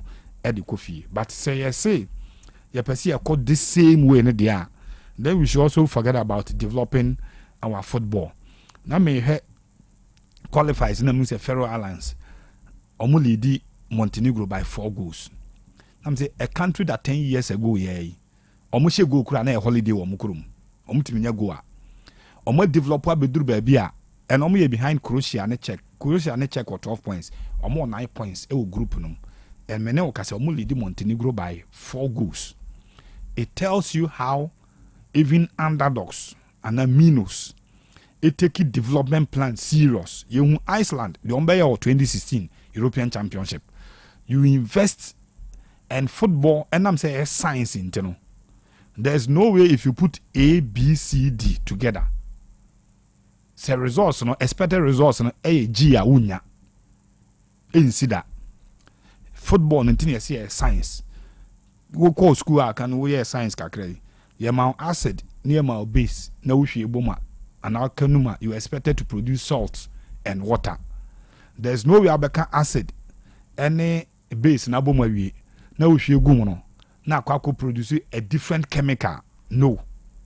Football air science. If A, B, C, D, the carbon, next amount G, offer A, B, C, D carbon to give you the G. And that is why you must take football serious and invest in it in this country. Kanu. Matthias, I say, that's indeed, you know, so now for quick time, na banner for your the Akabia, Elfie. And Sana Lubinasha no manabo. And some pain no. Amuzu bitters. What's it? Amuzu bitters. Amuzu bitters. Mema ahwefo ni etiefo nyina kwa baba Amuzu Beverages Enterprise. Na yedin se bia be fe no Amuzu bitters. Amuzu bitters aka Atopa 5000 bitters. We yen san edi nubna krojen a how bie ni akiri yedi ahye. Na etiefo a omoteba me hodie. Dudu na beji Amuzu Co Herbs ekoshe omade no made ibisu beji Amuzu Manpower Herbs na ma konoa anaso na akoshe omunsa enne bakasa inuro mienu nyina bom atuni din Amuzu bitters de koko ha no so otwa na ekwani de ose ni be masem ahoodin wo fom se otwa 2 tot 3 tot na ahoodin no epeja no enam damrama any ododua ayedi aka Amuzu bitters winti oba bi ose oni atenka be ma bi a ose oni akono na yire onye atwa bia sa atenka anasa akono no ebeni enam se de pepre ene hwintia ede afrenti abre insano ne pampana no ase ma utwa bia enyi wanum enti se ukodwabo bia ase na opese oni so ebo ni so kakra Amuzu bitters why ebo ni so banyi wanum Amuzu bitters tot baako atopa bebre Amuzu bitters obi a otiamia osi doctor ade chesme kuliko dua so a biye mutim anase constipation ewo me so onya Amuzu bitters twa oye be sane kama obi te bu akohoma na so ye 7 favorite food a na ne kondo ne no matro otimi nidi onya Amuzu bitters twa akotwetwa appetite na aba medre na wutimi ni no obedi akaboni kama Amuzu bitters eyensa ehwemu yie pa enam se nnua na ye de afre ma hoodinti onomu a tipa bia ni akire se metwa Amuzu bitters che manya hangover bibia se ni ho se manom Amuzu bitters ma ade achi hunam ye me ya dabi nnua na ye de ahyen sane nnua emma nipa hoodene ma insechi how setipaye uhubi insaburechi how se memuai ha manya hangover no me hubi we ya insa minya meka kudro so a menu akudro so a menu mu how bia ni akire de otiamia onu bitters bia mu a no da no se na twa Amuzu bitters na yede beba obabi otiamia owo menstrual pains obuni se obre pa no onom Amuzu bitters mesebo so meso a be ko fitire kama insan ya meka ho asem ehunya dene ne buo so nya dene se dodo pa no petu dia no aba santase apampatia na wa frɛ na my 0247 776743 0247 77 6743 Amuzu bitters ekoye Apomode mapade eno ane hepa plus mixture apomode mapade eno ane hepa plus mixture Hey, unia, Pavi, and the Plaxmox mixture no. Malaria dronana. Ani, say an answer. Ubeje the same wife, you know, you tested positive. Ya no be no. Says a coup malaria morning, you know. I'm in negative. Adia, 1 hour, Hepa Plus mixture no. And what do you swabba? Cynthia, I was a immune system. I strong the beer. Anti-Pavi. A support to immune system no. Na Plasmox no so, to malaria no good. Malaria symptoms. At a say, etipaye, fear, one more tour, and 1 numsa. Achakura 4 days. Na Pavi, and the Plasmox mixer. 1 nomono, 2 malaria and asakura. And yes, I be a doctor. From 0542 778572 and 0542 807907. my dear Grenady Pa. Pavi, Plasmox, and Hepa Plus Nina. A pin for a battle more manufo, and Quadawan in Field in Camp. Our pharmacist in her bar shop. FDA aje Jordan Kratweyatu. Hey, Opani, Mashusha watch. Sir, perfect series books here. Oh, mammy, go to a bimame mano. Oh, a jajai. Abua wamo say what to making kind kama. What cabrofo. Wow. Nankunta walk ready. A jajai. Wonderful. Miss Ghana for GIJ perfect series. At 2 mono dear. Jai. No dear name D4 and a chair woman Pia. Our crutch. Nursery. Any KG. Books PAB. And our science. Creative arts. Maths. RME. History. Coloring. Computing. OWAP. Nina. A free basic 1. Equasi basic 6. English. A free basic 1. Equasi junior high school. Ne bane combine so. Or nina be. English nom and maths nom. Me say. Books to be anywhere. Perfect series. Any be. Na GS. Any naka. And so I'm approver. Into a battle Pia Koto be maneba. Hey, and that's a way dear. So could be crab to me. I could chew. Akoton. How many students? Na and look dear. What tape Otec 102.9 FM. Exams, terminal exams, and midterm exams. At the master school, here one more. At to phone call Putroja station wa and crying down so mine. First stop, and your mama beer, your tonto books beer for 0243 299938 and a 0540 755 465. Perfect series. Your world's future is secured. Okrokese ma bibia yeshoyi. Internet ade hu hia pa. So we stream your favorite shows, so we book game, and a video call, and I know what do for ya. We hear internet, I know what thing. Ubetia ye jume frifie, wabra unyo how bia. Ye de abefun fidie nam abefu kwan so, e de dachi ben. Ye nyuma refo e wo homa abrebiara. E mwobi na uhia ye wo homa. O maye mu baabi a wo bia. Hwehwe Kenny Rose Wireless 0208 282810. Kenny Rose Wireless, internet made easy. Me kopena, me diane ye sing. Me kopena, me diane she sing. Me kopena, enye ye kokoko sing. Sakofa pepe powder me kwa ujawu me shishi. Sakofa pepe powder me kwa ujawu me shishi. Sakofa pepe powder me kwa ujawu me shishi. Sakofa pepe powder me kwa ujawu me shishi. Me kwa ujawu me shishi. Me kwa ujawu me shishi. Me kwa ujawu me shishi. Me kwa ujawu me shishi. Shishi wrong. Shishi wrong. Everyone be da every sound cover. About to keep a video. We have sound cover. Pepper soup where you know. Pepper sound cover. Sound cover pepper powder. Shishi wrong. Sound cover pepper powder. Me powder. Shishi. Sound cover pepper powder. Me powder. Shishi. Sound cover pepper powder. Me powder. Shishi. Sound cover pepper powder. Me powder. Shishi. Me powder. Shishi. Me powder. Shishi. Me powder. Shishi. Me powder. Sound cover pepper powder. FDA aji ejade nkrato yatum. Ensana lubinasha no manabo. Ensan ben no. Amuzu bitters. What's Amuzu bitters. Amuzu bitters. Otec 102.9 FM, the pride of Ashanti. All right, Otec 102.9 so enye. No atwa bo apa sima aduanan mienu. Yeguso a edi dwumade na mamo yento aso e na afei yemfa sidama Dr. Eben ode Hepa Plus Pavi Plus mozebae. Dr. Eben ena da Ebenet Production and Consult ano. O say Hepa Plus nroi yenum mo e ho ban emfiri yare ho. Yen twan yare anse anom Hepa Plus da bi. Sanse Hepa Plus na mu kwemu na kwhye honam mu kina. Amaya hoden sonko ene abronika ne say well-being no apija kosro. Eba ne sa onam na tumi koneko nti nya fe na yare bebo ato oda bi ti nipa bia ne well-being e wosoro no nipa no onyo bi a oyare de bia ne ho den to ɔse yɛnkɔ so ane nom hepa plus pavi ene plasmos na afei yɛmfa nya hoden soronko ɛbɛboae ɛnuroi ɛnyɛ na wɔ herbal shops ahodom Dr. Eben na mu na apen ne di nkɔmɔ a ɔse frɛ no telephone numbers yi so 0542 778 572 0542 778 572 ɛna 0542 807 907. It's my kitchen restaurant. El Baba Yara Stadium traffic lights wa. Obeso di deeper na di year. Na what down when ya chere honom. When ya ho bi a wo special place amana kodi dia. Now they call It's My Kitchen Restaurant. Almost several Ghana nnuane e di amanfo aman so de eka ho.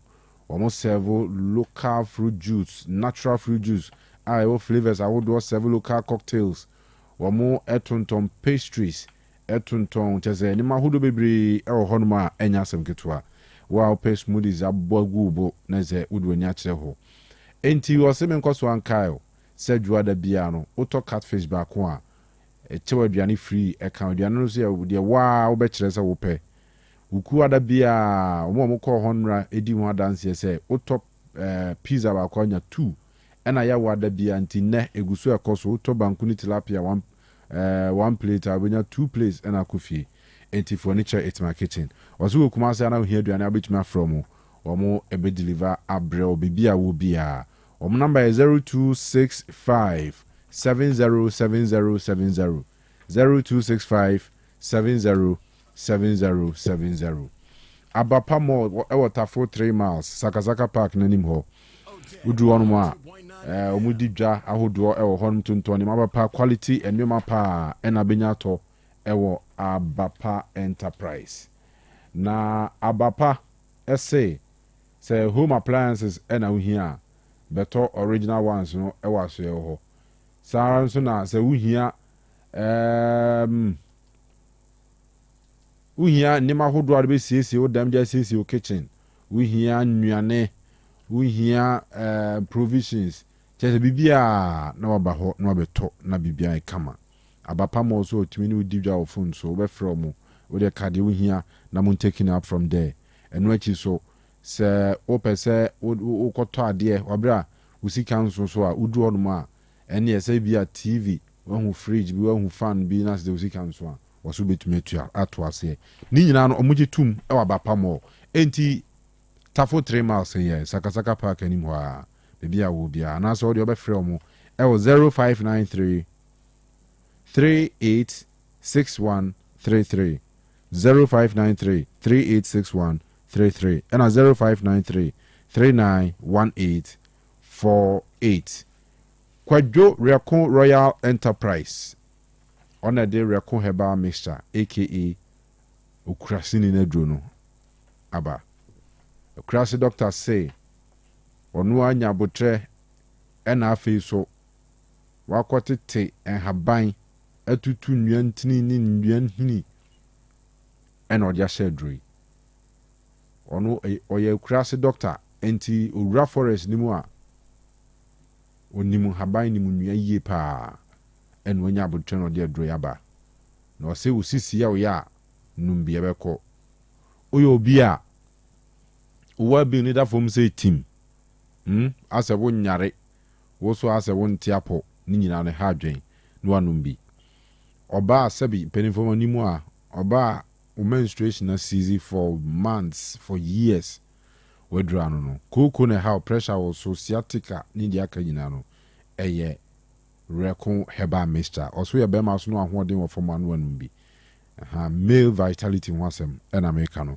enti ukọ Herbal show bia mu abi wo ho bo Otec FM ha counselor Akoto ntondodo na opebia onsa beka Time FM duro no ma Mr. Jamfi ye cha na nwumre manager Time FM oboase ukọ abenya bi wo tachiman for we call Free FM ana Herbal show bia ben wo so pe okrase ni na duro no Fred Doctor 0244 470067 0244 470067 enti we enem komo a ewo honum Bento JOB Ventures we ejumako a omo ye into fashion designing omo pam enema baako ena dodo bia ti dodo bia te say school uniforms ena school bi mo pese omo pam mamu a mo de ba obene kama ama saran so ena nwumaku ahodo amoteme nkan nwrei mo hia uniform eda mamo staff mo into mining mo hia industrial protective clothes ni bi no mfumo ni nkyere Bento JOB Ventures no pam no correct emamo enti we ene nkomo a yede nam na nwrei na tieniye o se o batting hole sewing machine bi wo ho titela fo a ana colleague fashion designers amu hia bi no metumi aba ho kama na bibia e fine enti sanete Ashtown ena Bento JOB Ventures wo so pam overall ana say up and down correct one party se wa be sampa ekoyi pa mo amu hia vest overcoat and overall ni nyina no momra na on pam no correct emamo Ashtown ena Bento JOB Jumakui omuwo ubetumi afre penyikase odano ewo 0208 116677 0208 116677 na ubenum nsuo so a ya na wa hye nso se ubenum Pella mineral water Pella nsuo no eye nsu kroje nsu ebo yie papa panya botre atreat ni yie pa nti unnom a ekobo ahunam duane instead of se be kwakofa how aba na nsen ya yensu ya nwe ni sin wanhwe ya akwakọ num nsuo basa bi we de yenim diomo ye anyhow musi no na yedi ho adanse a kire wona nwumre say Pella mineral water no ya in 500 ml na fe 750 ml enti tobinom abia we share traffic mo na ura shop bia no o to nso insist say Pella mineral water udi dwuma bi na unhia nsuo e de aserve a ho a e Pella mineral water na mekanfo e de amaw asgore mampom boban ho na dwumakoy omuti e wo telephone number 0204 887011 0204 887011. All right, the betwa aboafo no ho nsem so later on, but ye metwa dwumade nso ha AFCON qualifiers World Cup qualifiers African version when 6 matches and I was a basso then so Malawi and Equatorial Guinea de enya de say etumi basso Burundi etifie ema Kenya ekotwa o meka baako wo mo entumi ante Botswana ensu tifie ema Uganda the Cranes of Uganda ekotwa o meka baako wo mo entumi ante the Lion Stars of Liberia Eshe Namibia the Flames of Namibia ekamienza ema mutimu baako Mozambique etna fie ema the Silly Nationals of Guinea ekotwa wo mu 2-1 ena Somalia ensu tifie ema the Desert Foxes of Algeria ekotwa mekamiensa wo mo ntumante enti ukochia Somalia no wantumi enhunu 2 enhunu 3 na beka chem se obi ehun bobo a me nyintum Nyankopon adom ochina 9 matches ena bibrem ha eba so Gambia ene Gabon ebebo Seychelles ene Ivory Coast Côte d'Ivoire ene ebebo South Sudan ene Senegal Sudan ene Mauritania Togo ene DR Congo Lesotho ene Nigeria Rwanda ene Benin Sao Tome and Principe omo ene Tunisia na fe Zimbabwe ene South Africa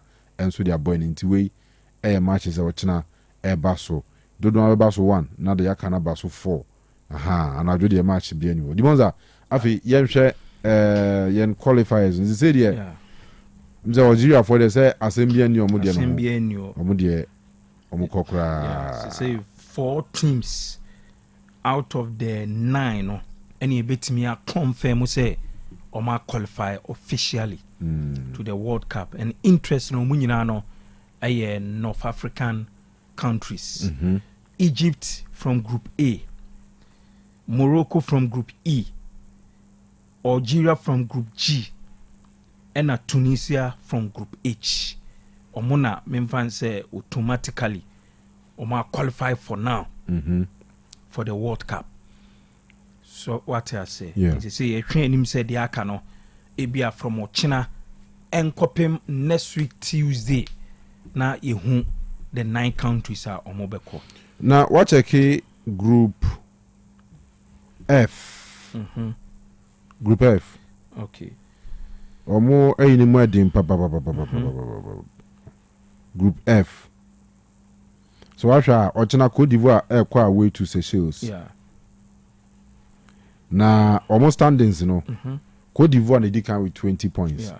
Gabon Tosumi 19 points. Yeah. Kenya and Tosumi at 12. Match Kenya.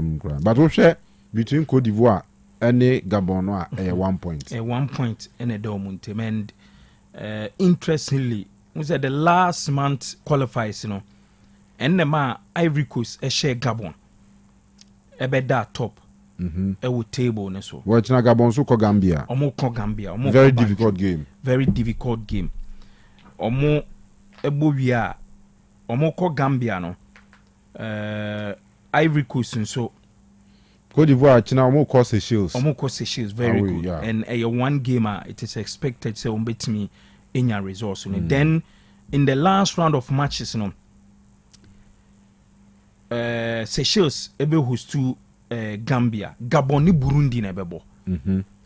So and then Ivory Coast and so ebe host to Kenya. Two teams you know more air fight for qualification. It was a group you know. Omu nyina air bo away. Nyame aduma ochina. Okay. Yeah. Then the last game no omu nyina aba be home. But of course it is expected say Ivory Coast ebetimi wini the last two games now were qualified. I'm not sure it's a big task. And should I game Ivory Coast was more a disappointed. And it's likely a bit my neutral ground because says the country in the OT are no against it. Now what guess baby on the and where Ochina game now venue near National Sports Complex pitch was St. Pierre. Okay. The Hona Omo Ebebo game. So Seychelles now. Yes, Seychelles now Ebebo game no. And there's a measure for there no. Botswana ne Uganda there no. No many ajepa Botswana for say stadium pitch ne kama. Nice pa. Oh, senior. Abuche de ni bio. Yes. Kama. The brainer pitches no a quality pa. There's one issue na we discuss here WhatsApp group back. Unze matches na a course enra no. There are some games be a course will be a man from one say FIFA ne CAF eje hotu mu, but a venue like Babayara Stadium FIFA and CAF anje antum. For example, uhwe game be a Mauritius any Cameroon game and course na. Unze game no mo born no Mauritius home. And I mean, we share facilities now. Yeah, man, for one say, dear Nebema Mauritius, let me host to or money Cameroon game no ho. One of them play this country, Eswatini. And no more bar against the country. Yeah. Now, almost stadium no as a Victory Park be back. Come on, very neat. Yes. And no more. Yeah. Any park run this stadium will be anyhow. Yeah. But I don't know. Eswatini in Angola and a boy 2-2. Was a pitch in a AstroTurf F. So, but over Quack pitching in other facilities like the dressing room, yeah. Even Cecilia Krana discuss a production room. Me sure say Baba Yara Stadium no major concern the dressing room.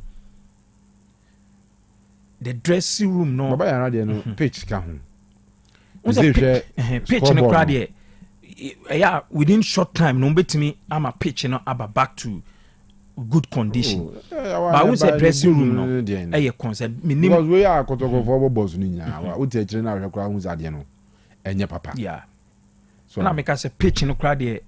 I mean you betimi I know amana aba back to a very good shape, but the problem no a dressing room. Tina me can say me name say bia because of say you seen in 2008 you know how are you designing into was a 208 to now how many years be 18 years or so. Yeah. Into me name say design and so ka ho.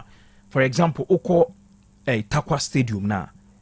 Okay. Yeah. Kanu dressing room no eso. Even dressing room no veranda I mean can say corridor mo so. Obetimi aye warm up ho. It's a modern day dressing room there. Say unya bibia wobɛtumi ayɛ even warm up cry nyɛ sɛ bia wobɛyɛ no wɔ pitch or ebi a team bi pɛ sɛ ɔyɛ second half substitution a wobɛtumi ayɛ warm up ɛwɔ dressing room no corridor anaasɛ veranda mu hɔ wokɔ hɔ nso ɛhɔ ne so ɛna even coach nkoa no moba a ɔwɔ ne office a computer sisi hɔ so nti the design of Takwa Stadium Cape Coast Stadium no dressing room no wotumi sɛ modern day bababa yara de no sɛ mu ne susa the way ɔma yɛ design nti me sure sɛ no nso ɛyɛ major concern a ama international matches no ɛyɛ bababa yara stadium finding difficult sɛ CAF any FIFA ɛbɛtumi agye atom abɔ yɛ matches no ɛwɔ hɔ akanu matches no me sure sɛ ɔkyena wa tension ɛbɛkɔ one group and the group wa tension ɛbɛkɔ no ɛyɛ the group Benin, South Africa, Nigeria, Rwanda, Lesotho, and then Zimbabwe. So group no ababɛyɛ a group of death. See, the entire man a group of death and say a group C no. Teams are betumi a qualifying even Lesotho are won 9 points krano. Kanu onya 6 points ɛbɛka ho a ɔbɛkɔ 15. Nti me fan say mathematically no in football untimi nyi omo emfam free mu but realistically ebeye din is attention ni nyina ewo Benin, South Africa, Nigeria and then Rwanda 3 points and a separate omo and interesting games ena ebekoso ochina the Crocodiles of Lesotho and in Nigeria game no ebeye interesting pa ewo Peter Mokaba Stadium I was South Africa. And the Bema na ye interesting and say Nigeria is 2 games I can no and you do or die at the moment. And unim say in the first round no and I say say first leg you know Nigeria dia ba ko Kanu aha omo pa the number of games omo a ball draw in this qualifies. Nigeria bought 8 games. Omo we need 2. Omo draw 5 and omo lose 1.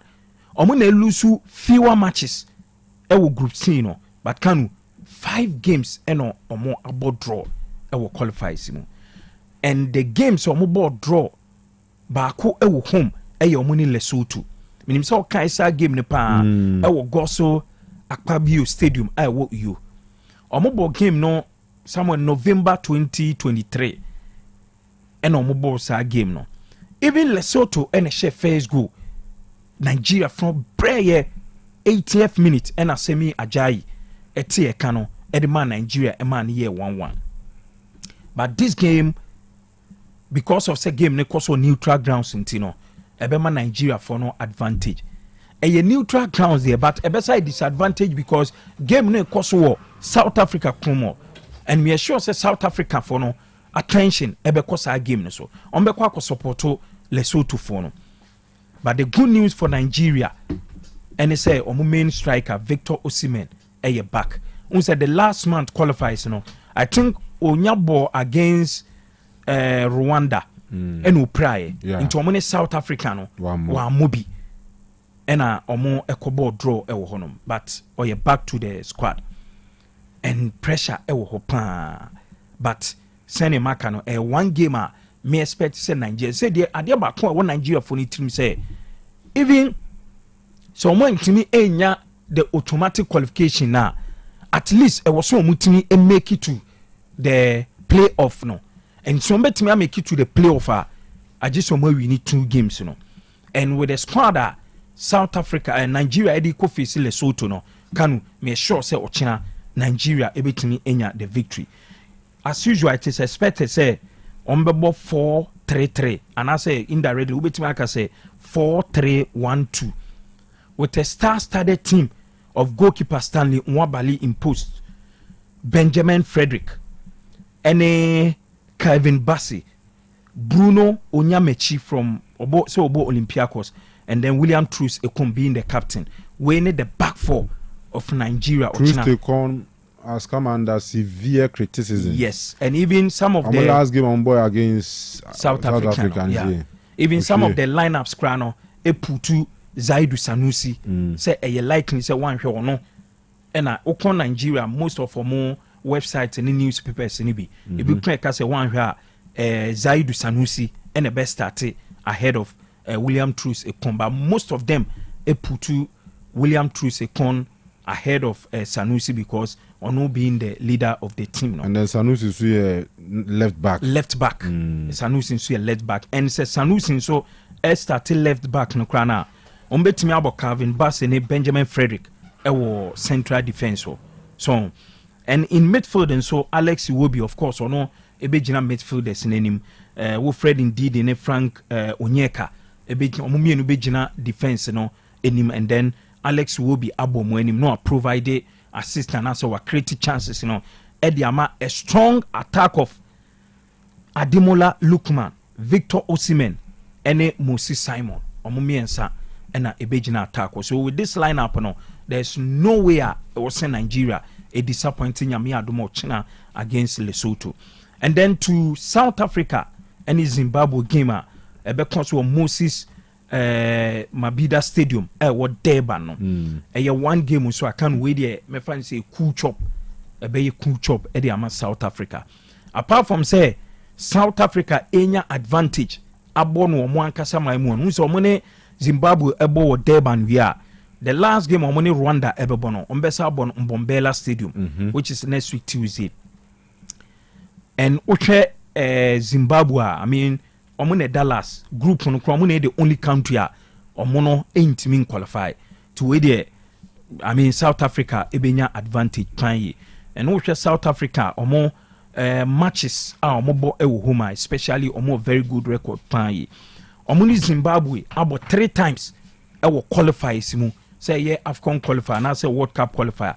Omo about 3 times ewo South Africa maimu nyina no South Africa ewini, but the real test ebeye nyame adoma next week Tuesday South Africa game omone Rwanda we say Rwanda for no so omo very good away in this qualifiers. Rwanda akwa share Nigeria omo share Zimbabwe and even against South Africa omo born home no omo share South Africa 2-0 for ochina game ne de South Africa ebenya advantage but next week Tuesday omone Rwanda no and be very difficult game and then group now so Benin any Rwanda gamer on Bebonwo Amahoro Stadium no we say again a draw ni abrepa so for the first time in the history of Benin no obetimi Edioma qualify to the World Cup but Kanu omo memfan so omo 2 matches if you say Benin started football ebe the most important 2 games in the history of Benin. Edawenim can win in mienu a World Cup, but minim sebi ombetimi aye playing against Rwanda ewo Amahoro Stadium no ebeyeden. Don't forget say Rwanda and so say omu be win sa game we the next week Tuesday omu timi kwhye South Africa ewo Mbombela omu so ebe qualify nti omu group no dynamics in there Kanu aye very very difficult time but for me hope say Nigeria at least Kanu obe winning 2 games so when timenya automatic qualification krana at least the playoff no yebehu Nigeria e wo no. All right yemhwe stories no bi na fe nto so asamojan and Black Stars players no bomba so after Emra enkunim dia yenya editia Central African Republic. The boys have done well for themselves. Thank you to the Black Stars. Thank you to Ghanaians for their support. Came here to witness a victory match, but not this kind of margin, So the boys have done so well for themselves. They've been able to prove themselves. They can score more goals. We came here the last time we scored 3 against Madagascar. Now they've scored 5. So watching the table, you can see our goal difference is very very high. That is where we should give them the props because they've been able to score more goals. The boys have done well for themselves. No, first of all, Asamoah Jan no Baby Jet Ghana's all-time top scorer. Na Jan esa ton South Ghana for the way there yezu enwie against Comoros kwese da nwumre enkran.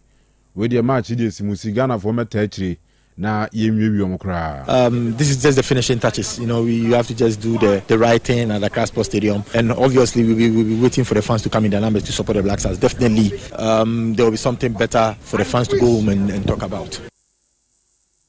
All right, so sanity. At a point now, Sports Minister Honorable Kofi Adams knows who ni shada ni GDO Coach Otuado Musa and Yadim says the qualification Yamanajuna. What I said then is the truth and remains the truth. Otto, in this his coming, I can also describe that he has been lucky. In terms of performance, at least since I became the minister, the list was a draw. And I know against Comoros also, he will want to pay them back. Because they are the only ones that have defeated us in the course of these qualifiers when we went away Sunday. So he's been lucky, but there's still concerns. Concerns that he himself, most times when we meet, there are some he will admit, maybe I should have done a substitution, or I should have urged them on, or maybe I should have freed this person to play this role. And so there are concerns. But I must say he's been lucky. But it doesn't mean that he shouldn't improve. You know, when you say he's lucky, you're almost saying the qualification, not necessarily because Otuado is competent, is other factors. I can't say that he is totally incompetent. I can't use the word incompetence on him because, first and foremost, I'm not a coach. I'm only a minister who loves the game and who analyzes it. If I have been a coach before, other coaches can describe me whether he's competent or not. But I'm not a coach, so I will not say so. But I am not satisfied. That's all that I'm seeking to say. I can't use the word incompetence on him, no.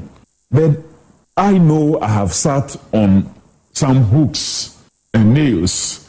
I've had to get up to use the washroom a number of times by force. So I must express that. But again, I repeat, I cannot describe him as incompetent. I don't think that I'm qualified. I'm pleased. I'm rightly pleased to describe him as incompetent. He qualifies you to the World Cup, but is he the man for the World Cup? Well, I can't answer that question now. If I answer the question now, then I will be kind of creating a situation. Maybe you have some people who say so they want another person. You have others who say so they want him. Then if I answer this question now, I would have been creating a problem. There's a game. We haven't finished. All right, so we sports minister Ura Idris Kofi Adams and I in Kanu. Now, yentie players ni bi Jordan Ayew captain Emma the Black Stars team no. Enra yeshe car 5-0. I'm very, very excited. We've come a very long way. We can only thank God and thank all the staff, the management, the federation, the government, everyone. We're all in this together, and it wasn't easy for everyone, but at the end we got what we wanted, and we're so happy, and obviously we have one more game and we want to finish strong. All right. And Jordan said nanu too much ade ba ko influencing the performance these days. I say Black Stars the World Cup qualifiers. Goal involvement in the whole Africa so far. Jordan Eden was goals plus assist. There was Krachen Salamoni other players ni na 14. Yes. 7 goals, 7 assists. Jordan Ayew was ti no chere ade ama modern mono e was Rosano. Obviously, I really took it to heart because I wasn't too happy with the 2022 World Cup, so I really wanted to have another feel of the World Cup, and obviously we not qualifying for the AFCON was a disaster and a disappointment for everyone, we the players and even the staff and the country. So we knew that this was our only chance to redeem ourselves, and I feel like it wasn't only me. I feel like everyone was committed to the cause and everyone was ready for the challenge. And obviously, I've come a long way with the national team, so it's part of me. The national team is part of me, and I really take it to heart, obviously. And I'm at a stage where I needed to step up and to take more responsibilities, and I was aware of that, but obviously it all comes with hard work and determination, and obviously the encouragement from my family, my parents, my dad, my mom, my brothers, sister, they've all been behind me, and family, friends, aunties, uncle, they've all been behind me, supporting me from day one. So obviously when I play for the national team, it's not only for me, it's for my whole family and obviously the country as well. So I really take it to heart, and anything I do is to represent Ghana the best as I can, and that's what I try to do every time. Jordan Ayew and Jordan with Nyame Adma next game against Comoros, and also Nothing changes for us. It's still an important game, and there's something at stake is to win, to make it complete, and we'll do our best. We don't want to get carried away because we know there's one more game, and we want to finish hard and strong and make sure that we enjoy ourselves on the pitch as well, and to make their fans happy and proud. I hope they come to celebrate with us. All right, so captain of the Black Stars, we are Jordan Ayew and Yetin and Kanu. Management regrettably announces that the Confederation of African Football, CAF, has declined the approval of the Baba Yara Sports Stadium to host Asante Kotoko's CAF Confederation Cup clash against Wydad Athletic Club of Morocco. As a result, the club will now play its crucial first leg tie at Accra Sports Stadium on Sunday, October 19, 2025, with kickoff scheduled for 3 o'clock p.m. Further details of the match will be communicated soon. Tiwe a release I free Asante Kotoko Hwaba. Omo kire say omo ya so mo di tudwa ama mo chita for say na nkomo hwe nim say CAF be approve Baba Yara Stadium na mo na omo abo mo ne work against ni wo nenzo amasa CAF was there be Baba Yara still enkoye afi na mo se mo ko tu bibi every Accra Sports Stadium Black Star bo wie Sunday anam da be she Baba Yara de nim na floodlight aye adwuma ene sa komi ne FIFA ne CAF fozo omuni ya one time kra yenye serious kra yenye serious ene me hwe Botswana for stadium pa na me raho Botswana in fact Botswana quite no disrespect Botswana ya Ghana for abroad ba ko no me kai those days greetings from abroad now the Nigeria window you know na okọ Botswana nyina ma Ghana for ho HFE for Botswana. Emerging economies in Africa. Yeah. But more hybrid pitch to stadium more. Botswana national omunimbo Uganda kwese omuane. Enti because it's on minor afam penimfo and also minimum mato abama nipa. Omu no me ntimi use words e be sound e. Like leaders who know what an incredible here. And I will be not the right way to put it. Say, but I say, or craft no me no as a respect to Modo, the way we do that. And then so munim do monko for pay. Very good. You go my leaders in him the pay. How much that's on Monday?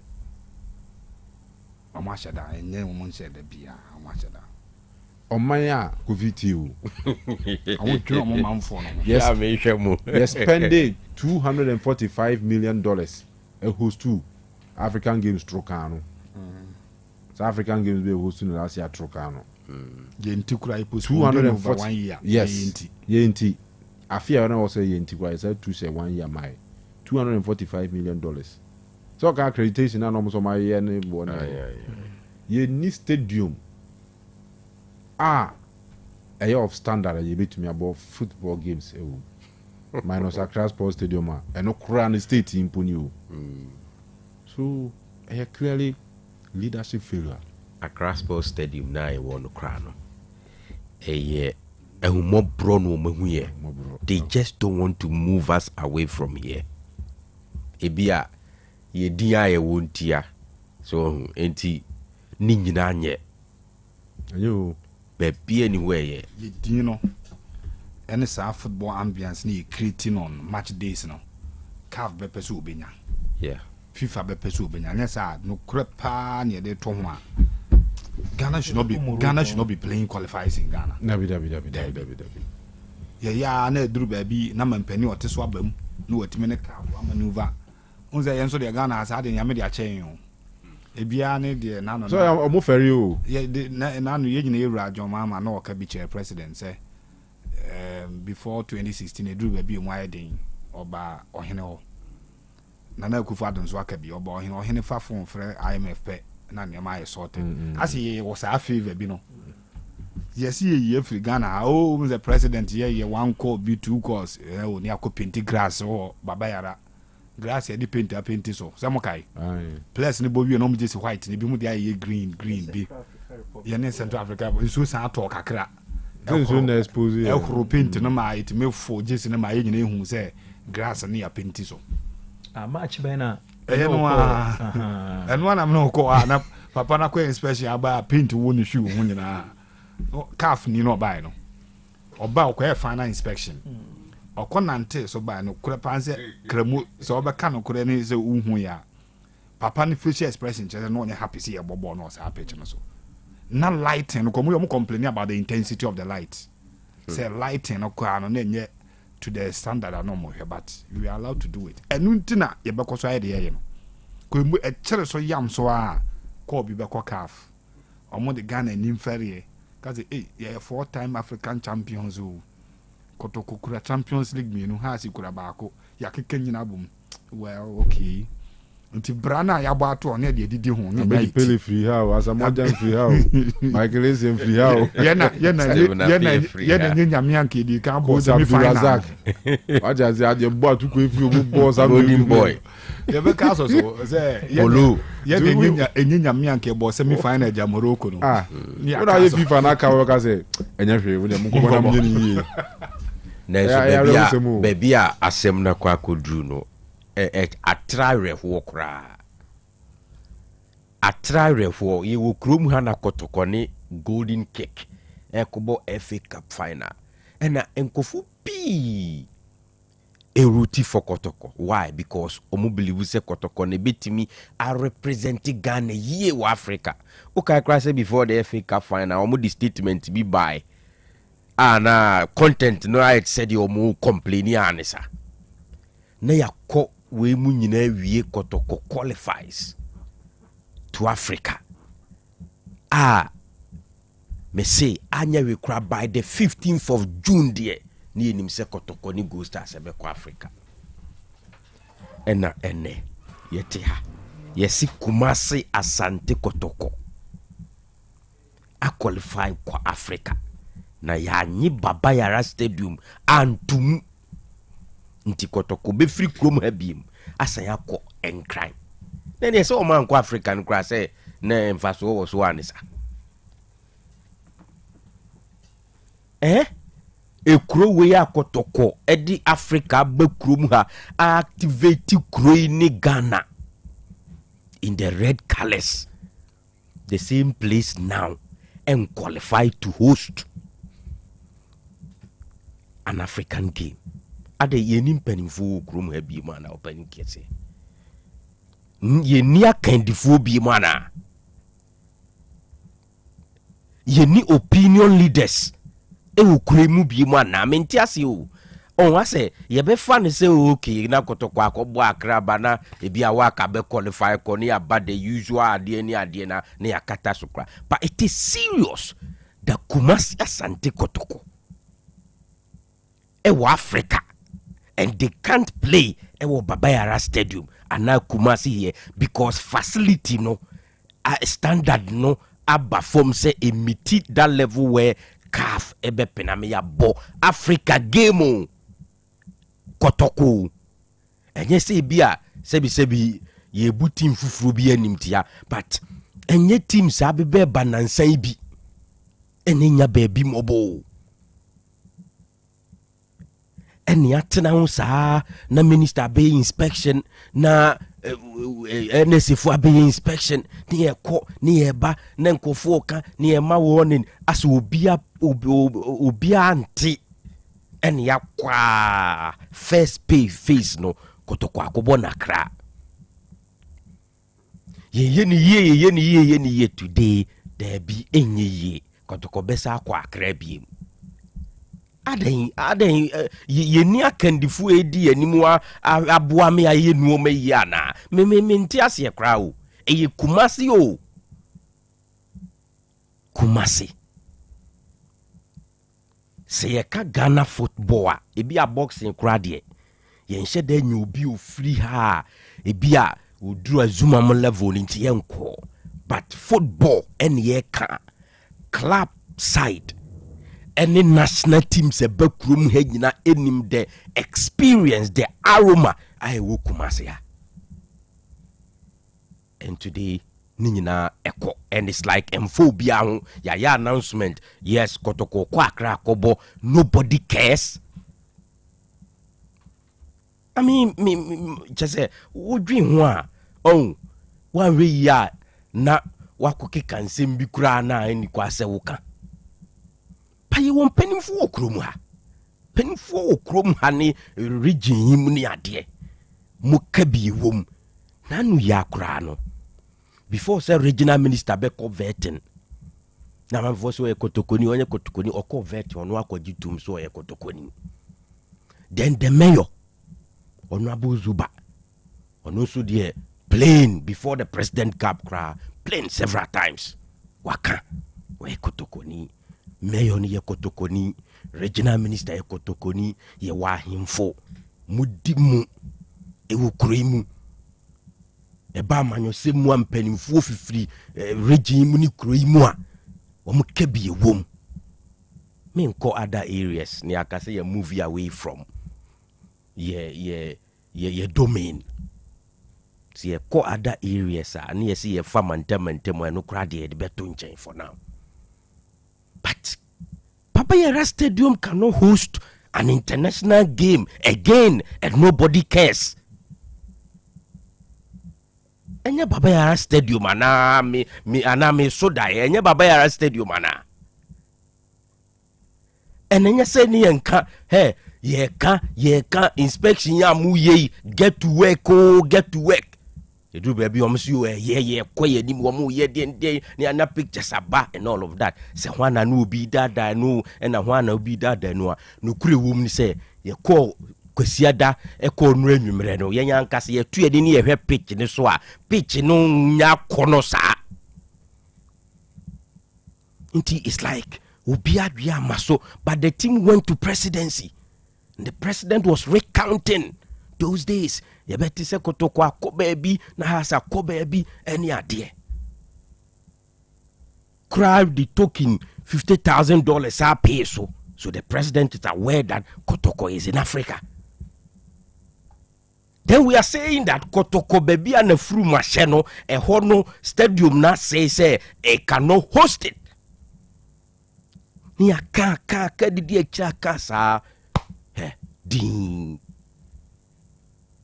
A free same wish I say boba. What is say a fru be a question is a bani sainty na ye say and a bani sainty na we ko say. Ye better na who dings are. Niam fan se Kotoko asa ko G League him or ko CAF Champions League. Ni asa tam Kotoko a free kumase no ko and crying. Why? Mimo dear asem no. I conclude by saying, say, Atra Arehu. Aha. I don't know. Kofi me no ya adwene na mekwa me de na emi ya chen said ye bia wo si hun no. The status here called World Cup 2006 tagged 2010 tagged 2014 tagged 2018 we missed in 2022 and so we are tagged this year 2026 tagged. In the last 6 World Cups, yeah, the next way you can just say you better appear 5 times. 6. And the money here intriguing, the money is Kakran say. See Ghana as a state and as or mine. A back half in FIFA football, ye ain't mean to be a person boy a ball. And ye any chere. A sent ye mum yet me present venues the macaf. Say honey a person a bono. But after 4 World Cups in the last 5, Sebi ye nya duni bi say 10 biano. As ye nya a ready-made pitch, a ready-made stadium. Is you one ma say ibin kwanka mantemu he ya Quran, which is West Africa ha. And Africa said ye a todi timisino. Sebi you ne bi kura yepe afcon ibiaji. Kia wo facilities are to the extent say a Jew bin some near pe baby kwa de akwasha kenuri so nanke akwaje aba sana ese nka Ghana etie ese ke wo stadium bebre manu duru say obi hostu AFCON say bibia bebom whether anase be a political instability bi to ntimi hostu a na ye kopra na nka Ghana akopra agibia ba ha because ye pese win AFCON no we ama as a surprise ama as impromptu. You see Gold Stars, Samatex, Dreams, Insuatreman. These are clubs of more football. But I'm sure say maybe not on my dream projections on my to wanting to win the league and get to the standard, you know, about quicker than they were expecting it. To a more see a unifree baby than about Kumasia. Enye nimguase enya de enwama cause we dreams edna free that are on board the na if you move kwa tuba now the neighbor kuma say omebo capture confederations cup wa ha enye nimguase e bia ni project na amateur on them because maybe dreams didn't see themselves winning the FA Cup so soon as they won it. Said the nanu ya Gold Stars, it could be some projected ahead of the season, say, Omunya League on budget. But realistically, I'm sure they knew, say, clubs had better chances. And no more management style, anyhow efficient that they were. And no more recruitment, or more winning league, no. To honor, see a unifree, there be any dance parks or member Champions League. Oh, Kumasi and Accra. And now, dear, because nobody saw it coming, and a few people saw it coming. But Kotoko and Haas beyond Omumi and Nuso Mbeji League, no, whoever wins the league based on the stadium or Ghana will have to use either Kumasi and Accra into SSR stadium and ready at all times. Northern sector have winning in the Obeji League. There is no way about Mabo Champions League. Ewo baby oboni league drill Brekum Chelsea into me more. Adriana Stars currently and now the Champions League honum. Karela are relocating on to me more. It is our clubs now more so in another Liga. The closest destination is Kumasi Babaya Sports Stadium. More sad doing when you answer Gia. The closest should be Accra Sports Stadium. It is nothing at all. Say two venues no must be ready at all times for CAF and FIFA games. See a serious here football. A set time be an immune gene say. Saving quite Togo nature no baby more. Na CAF a closer place the amana. As what me follow on Ghana. Say Ghana or venue. So Kai Liberia for the ball. Qualify or Accra Sports Stadium Sabache. Yeah. Upon your Musabache. It will be trying who West Africa here because West Africa no team any between them who are comparing AFCON. Ebia Cameroon, yes, Cameroon to an extent because of also Abenya 4. But all the fun Nigeria be 5 recruits, FA Gambia, Burkina, Mali, Muhana, Obienwa in terms of the AFCON titles, no. And the football and Kasayabo. Obetime den ho comparing. Tisaye nuanom keto ye obnenam haya Liberia, Chad, Mauritania mo komo ho akiro mo pe baabi abo football no. Ese kedom ba but one haya na no mi bu mu baby e wa ha. Me say etese o papa wo SUV V8 no de uko school na o man temu wadamfo biti ho no de ni trika ye makwane e ba befamo a enam so papa be Paul resource ahwenti no ono no te mantem ho ba enjoy kan ni bi no no timbe fro kan ne hwehwe wona wo mai o papa ka si we hwe o yehu ko o papa be busa report ono enam so wetima di first and we di second ante ba bi te momentum ho a o ma mesre se ya yemfa ne tracker nu bi no ono betima be tracker ne hwehwe wona wo dwane ebi na eto Ghana no ya hwe ya yenim be guase to the extent say Niger wi abo ho chen ha wan hwe da ko mbenya grass papa ho ame de akose enko bobo na de omutimi du aje ne de bi bran omuti awiem chen yen vegetable ehiensu omutimi dua e de je ne ba kwada so marketa ye ni mu ya sa tundi Niger fo je ne ne yeko ho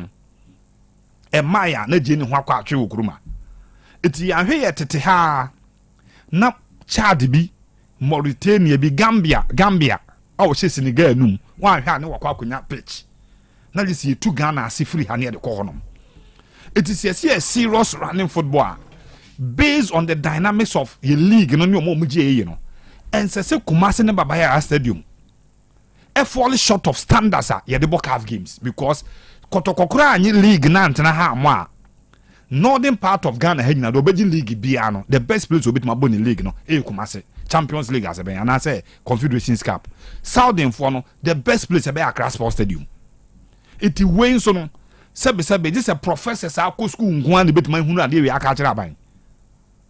Does it take somebody to go to school or be a professor emeritus and sana what me hunu say sadie we basic I say yetimi de to Ghana hanom any nam football no ho saa any didi agro wo de hwe me hwe almost every single game when me dem played Champions League e wo Kumasi and I can say me dem ni dream square no mum free koma na to Kumasi aba ha no Mami can you say Kotoko supporters and Kumasi fans had taste in no mko no.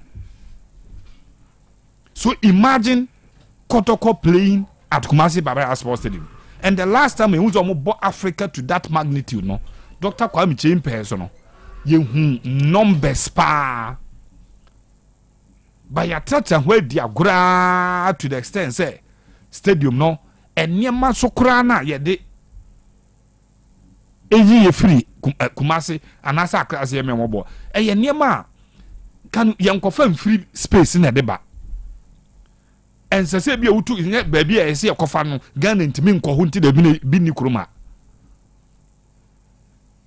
ya teta ha kokwasa free on football nation sa ye need two standard venues sa ahokyira bagana ha ko ebetuma fall on say ahane ha de ebetuma bobo Accra we've been considered and we are playing there to the extent the group have been say stand ni be okwa say etum e ho nye safe Kanu mbo oh yeah stand being safe stadium near the am say mo ball it tells you that CAF has compromised on one kasa no regulations no etin an inspection tin ball omo de nipa nim fere bi ni o man nim fere e na de am ye bobo nye sa ka Ghana pass equal 4 titles in AFCON the last 5 World Cups ayako Kanu yakobu 4 yako 206 yako 2010 yako 14 ni yako 22 18 ya Messi last 5 World Cups yako 4 and we are count the last 5 the last 6 yako 5 ti ye hu say enu ti say it was standard venues okroma because football ntem be e bebona at the top level ye hu ye and we have people we entrust leadership in their hands sorry to say if we say Ghana ye say no a 2 factions per any bit my blame woman, which is the MPP and DC. If it's a Ghana, yes, because CPP time no na be a boy a ball. To the new mountain chain. Ghana na be Ghana near Jitum say I feel query and ye be party me no na di anim. Obiam be break through. And no more time no. And the intimate venues you say Kumasi ready, Accra ready, Cape Coast ready, to a cobo. Yeah, and upon numerous renovations or stadiums wow nanze ye be renovation close to stadium new form Makotoko league e wa Accra e be ball second round e wo Boase ye be ball women's AFCON o ka say Accra Sports Stadium ye renovate Accra Sports Stadium and need 1 year and yes what na metal trusses no na rust no e furu gu ni paso form na bra was on yeah renovate stadium need 2 years. These are the people we have Ghana. We also spent around 245 million hosting the African Games 245 million African Games and pitch papa bako sa pitch na kaza ko e ball so ball no e wo le go on no standard but who dey Kanu this kind of sober analysis ye nyina aso bia ye emotional kakra emudi no ye bie phone line MPP ni bia dwen so waka asema na tia ne party NDC ni bia ba na dwen say asena o kana o ka ko na ban mu dodo o ebi kwa party ni nim directly o but not this ye ni Ghana for ye ni say ni yesu ba ntie cause ni ba ko na o ye renovation be fa no ho di because there are people who will be on radio and TV to endorse adie na why no with omo voices on be say defend no with examples eye de own person obekai say 2020 asema na 2023 asema ono mo be ma be 2016 odo be ko 2016 an example why adekọ no ye na dwen say enya hwe ko bi asida anyway yenkọ anim na scandi yenkọ anim na yenhwa other stuffs ensana nubinasha no manabo ensa bɛn no Amuzu bitters. Wose Amuzu bitters. Amuzu bitters koye. Okay, before I share and give a call so between us and Kotoko ni bibi any Gold Stars no. Yenka TF say flame condoms. Blue flame and green flame. In fact, blue flame ni full name no. Blue flame longer lasting pleasure condoms. And a green is a green flame greater stimulation condoms. Na blue no de bia na me catch you say it is a favorite striker striker be na favorite striker me dem say me favorite striker pass is see pa there eno ani Benjamin Sesko na say as na mo de no as na mo de e be pen was ma kada grow Jokeres no aha so as a favorite striker jana na mo so for 90 minutes 90 minutes no the 9 the namu den me kan kasa ko an no atie ni yi ha ti namu den ne ye ho as we use blue flame longer lasting pleasure condoms no gina na so for 90 minutes ahoden ko a babo adwuma enti striker papa bia de as we gina na mo so o from first to the 90th minute referee the extra time to so and injury time to so still a wujina wana so sa na blue flame no etie na green flame ne de what na e wo sa amre no enigi ade ba excitement ade ba enya asem ketwa green flame no e safe and reliable and made for champions. Enti besra flame condoms no wo pharmacies abenya biato wo shops bia mu abenya biato MSIG clinics abɛn ni nyina no wo kwa enye na ɛwɔ hɔ udura de so ma flames nse edini bi wɔ no ma akɔ na abɔ a ɛfɛ obi abɛhu ade a wotɔ ba de udura de also pe flames so antiasia now the condoms na so flame condoms ekoye pa ti boys aba muntie ni ye na munse no so misrel 2025 mo bi ankofa ya reba sa bia meto no ho so because enya ya na nya easy na okay honorable Muntaka Mubarak on a member of parliament Maswasi and I'll say as part of World Breast Cancer Awareness Month no was October bia o my and we are seeing na yes you say yemfa emode urontia no fom kokram tedru November October bia both the clinics are holding hospitals are been by grace na me adma Tuesday or more air breast screening any other at nyima hodo ewo o maso e wo brema UGC no but we honorable Muntaka say o more age screening man nyina nto ma hyehyɛ e hyase enne ewo aboabo was an 9th October nyame admo akina 10th Adukrum any Aswase Dogomoro Park Adukrum to school park wa ena memeda New Zongo 11th October which is Saturday ewo Kwale Junction Akwetialai enzo 11th na memeda ewo Grace Baptist Church na kwesiada bobanfo ewo Ibadu Rahman Senior High School Ibadu Rahman fantastic Ibadu Rahman Senior High School ena asabi for moso kwesi da kro na ewo asabi Masarachi wa sawaba for Monday 13th October ewo Galilee Park ena Parkuso Monday Masarachi wa na abu number 2 for Tuesday 14th October ewo Imam Haruna Mosque wa ena abu number 1 for so Tuesday krona ewo Kamaria ena basuntia na mashen sunti asi together let's continue to promote early detection and healthier communities.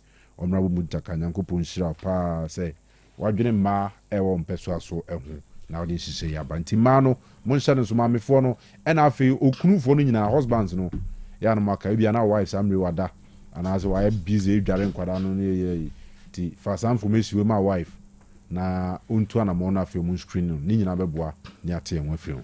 Yes, opanyi wa screen ewie no ɛwɔ sɛ wonya baby papa pa a wobɛdidi proma deɛ baby a wobɛnya adidi na wo nso mo aduane ne ɛdɛ na ɛyɛ kama no ɛyɛ on-call catering service ɛhɔ ɛyɛ the best a wobɛtumi atrase omo ɛba aduane ɛna afei aduane ho nhyehyɛeɛ sɛ woyɛ wedding woyɛ birthday party anaasɛ bi a woto badin na wopɛ aduane ɛde aserve wɔ ahohoɔ no ɛyɛ on-call catering service ɛna mekamfo ɛde ama wowɔ adwuma mu sɛ bi a mo office na mo yɛ adwuma mo pɛ corporate lunch a ɛyɛ on-call catering service wopɛ surprise breakfast unse nansen wotumi surprise obi ɔwɔ hɔ a wobɛhu sɛ yɛayɛ breakfast na egu basket mu na afei lunch basket nso wobɛtumi ɛde a surprise nipa no ɛmo kakra so kɔkɔɔ kakra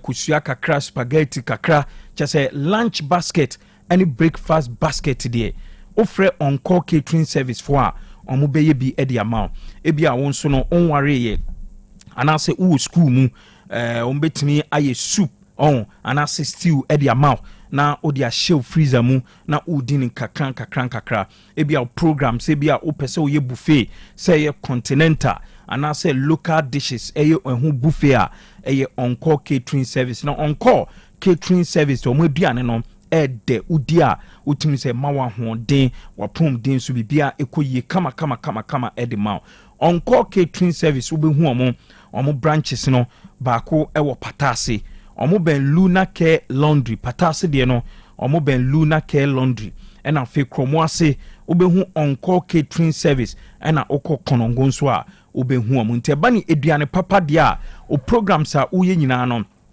tonsa ɛfa frɛ on-call catering service na ɔmo nye aduane ɛmfa ɛmrɛ from ɛwɔ 0244 115026 0244 115026 on call no agye so your taste our recipe. Amuzu Herbal Clinic akwa Amuzu Garlic Bitters ediaba.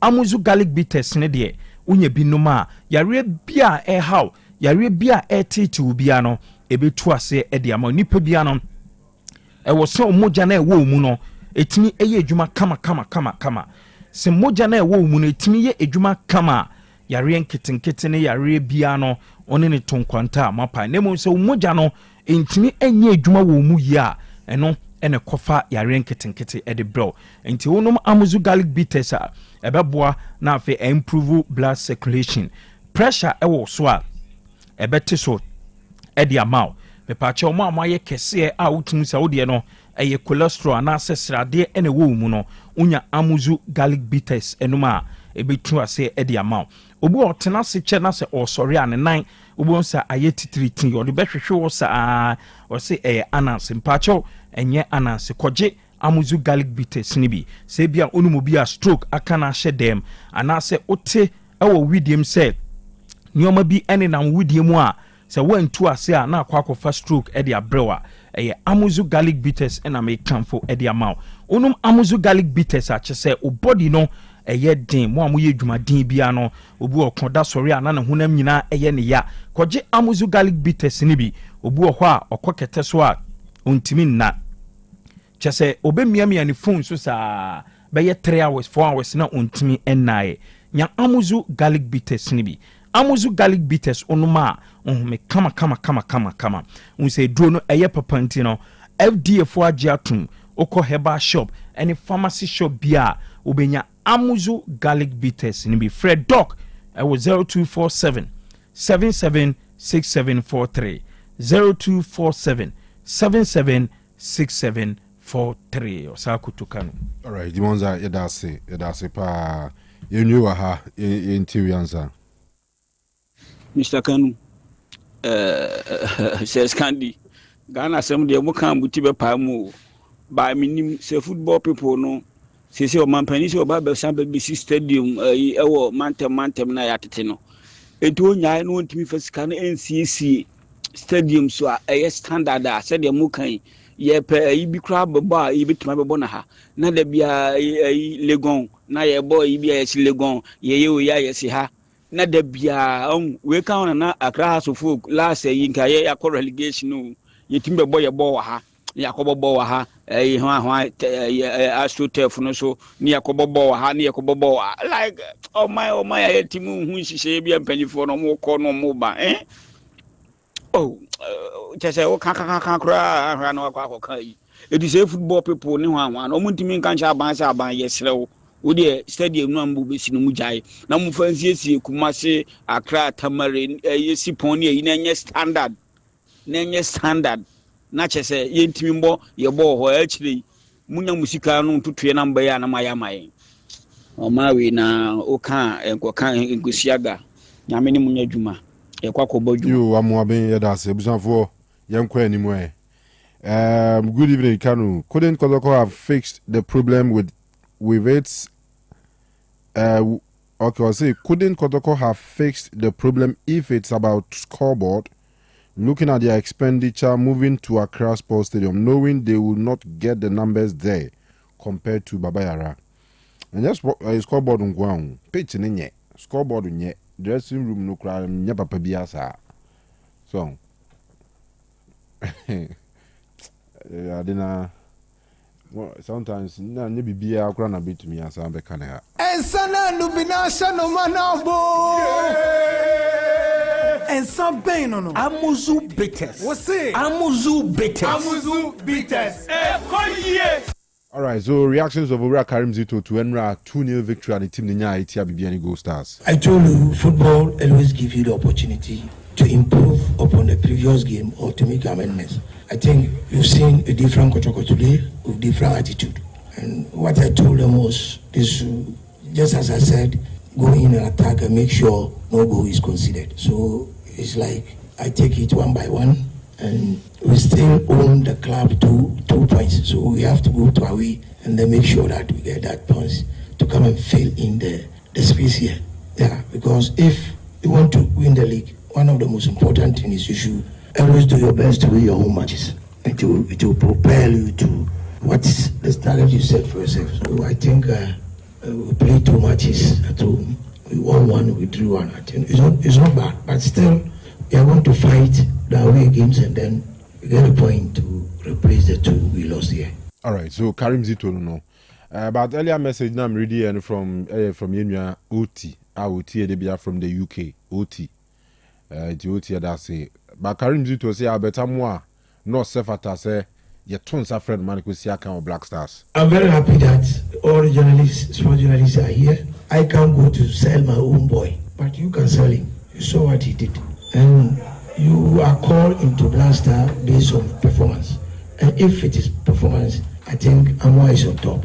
He deserves at least to be called. So you have to work on that. I can't go to the... Assuming the coach came here. He came here to play Bibiani Gold Stars. He was there. So he came, he saw what he wanted to see and then he left. So I can't say anything now. And some pain no. Amuzu bitters. What's it? Amuzu bitters. Amuzu bitters. All right, Gobi. Senior. Enra, FA Cup champions, as I show more dominance over the league champions since Kotoko lose to Gold Stars in the top 4. Yeah. When you back-to-back victories against Gold Stars in the Super Cup and now in the Premier League. Yeah. Zito still are unbeaten in all competitive games this season. I think about just 1 draw against Lions and watch games competitive games. Yes. You between the top 4 aka season, you know. Off-season tournament, okay. And then one very important thing is that Kotoko are not conceding. I think Oma conceded 3 against Kwara. And that's all. Yeah. In the league, Chelsea, Oman conceded goal. Yeah. In the league against Lions, Oman conceded goal. And in the league against Gold Stars, Oman conceded goal. In 270 minutes, of football. Kotoko concede goal league anymore. And the other side is in 3 Premier League games, almost 3 goals. Okay. Yes, some 2 against Go Stars. None against Lions, and 1 against Brecum Chelsea. And in 4 consecutive matches, on concede goal. Yes. We need 3, I draw 1. That is what the Quara in Nigeria can. Yeah. Okay. Yeah, it was way. Yes, and on the game there, sorry, I think it was good for Kotoko. Na coach ka attitude who asem. And then one of the things I mean who said na asesa e wo Kotoko team no ho attitude. And na omo aggressive on the ball.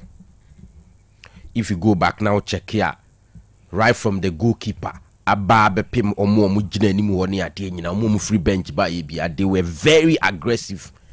And I've always told you, say, na saying ade ba ko am missing in our game, whether a club sides and I said national teams or more, we don't see that kind of aggression and seriousness no on the part of our players. But Enra say may count one of the few days I mean who say players aggressive. So Emma that positive attitude now I can say that Enra Kotoko players no right. And I think is the reason why Kotoko etimi a repeat scoreline omunya last season against Gold Stars. If you remember, last season El Babera Kotoko said Gold Stars by 2-0 in the league. In the end run, it was a repetition of what happened last season.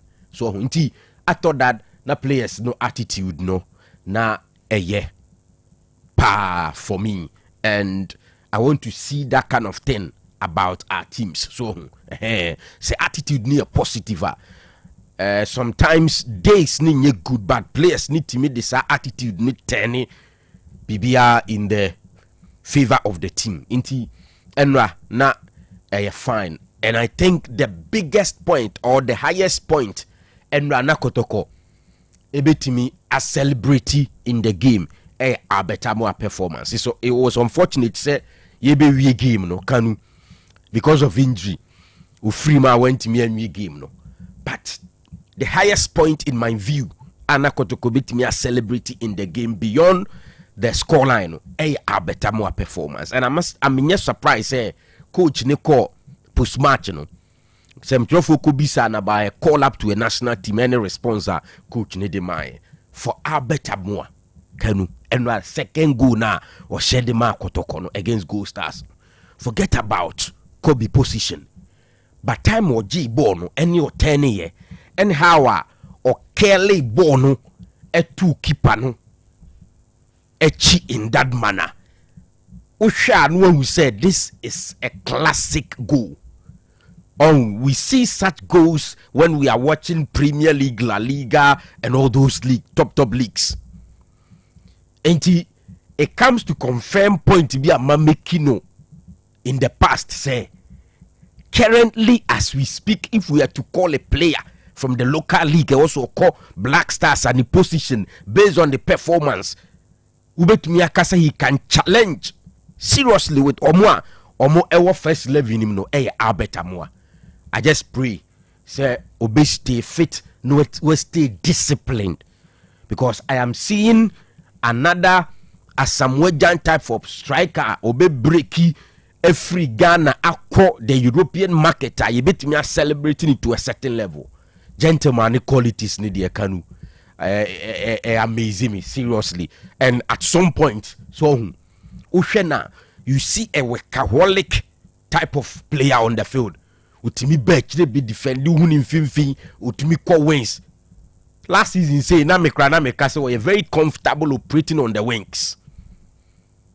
Enti in most cases no drifted to the wings na ma space abeda Kotoko anymore. Enti for Abeta more the next call up say you call up beam, but with the kind of performance so a consistent na Kenyami Kotoko adum na Kotoko timi ko na nim fa wa Africa the next call up a national team no, if there's a player from the local league, it should be Albert Boa. I will see a project pushing it to that level. And Enra me who ni go no seriously.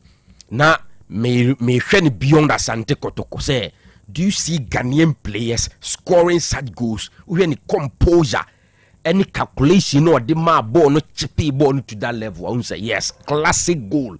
I we international standard. And I think that they can build on it. So na omodi akọ menim. And Enra, these are the things I me personally me who ye about game no. And I heard Sena Obo tips be relating to Black Stars performance, any Otoado, any all those things, any idea. For now, we can relax na Sunday our Accra Sports Stadium against Comoros. Na yeah, they are wrapping up your qualification to the next FIFA World Cup. Na I would say Enrano. I was expecting 4-4-2 from the coach, but coach didn't buy with a 4-2-3-1. I was okay because so we Ghanaian players now. It's either we are thriving within 4-4-2 and I say 4-2-3-1. So I think that Enrano to fault a coach, maybe in terms of attitude. I was still not impressed. Ebano Black Stars players no attitude they were failed no so. Nastela no na me feel say I say omo twetwe omo kind of thing. Sometimes oni omo hia na mo bon koma omo to me convince why some games you have to reserve energy and all of that. So but beyond that, I think almost everything coach had it right from the selection so when I was happy for Prince Owusu I also in your time on the field for the Black Stars representing the local league on Prince Owusu Edana Mekane who was from Mediema onya call up na any pepi enimuno but he's a typical Kumasi boy Eric Alajide Demne Chips and Ibrahim Town could no moves almost started a project be Eastern region ho Sushen ho and almost scouting no at some point the cool loan walk and eventually Okodi Mediema sem any idea and obey muno say around that time na Ghana ye jina winning position so inti eba site me propel Emma wunya the needed confidence at the ball no and I saw him a couple of times or touch ball nice LA good passes any idea so and maybe one day if Kudus is not there you be to me try and such positions into no na me happy watching from that perspective into kudos to the Black Stars and everybody involved ode bibia to nchenya ekwa ye ko ne say ye di my Ghana be kwa akogina FIFA World Cup map no so ewo next year Canada, Mexico, USA. And for me, in that perspective, ubi abe person in national team ebe jina kono ewo World Cup. It doesn't matter baby ube dru, but yeah, bon names no na say. I mean, also national team can who be say ye call FIFA World Cup Ghana can who be. I think it's good for us. So, all right. And you know where we are no, we can begin to celebrate because Yabeko Canada, Mexico, US. But a drew baby, we look at where was the team Shimukina when it comes to the technical direction of your senior national team. No, I see. All right. After there, yeah, 102 bina, yeah, sorry so. Enra Baba Yara Stadium Akinsi no uhun is saying, and a Black Stars there is uhun is saying. Is there a share on is saying, Yami Adma Miminida, Kotoko, El Quabrankes, your many nations bebo. Aha, boy, League, Ghana Premier League Akinsi, or boy few.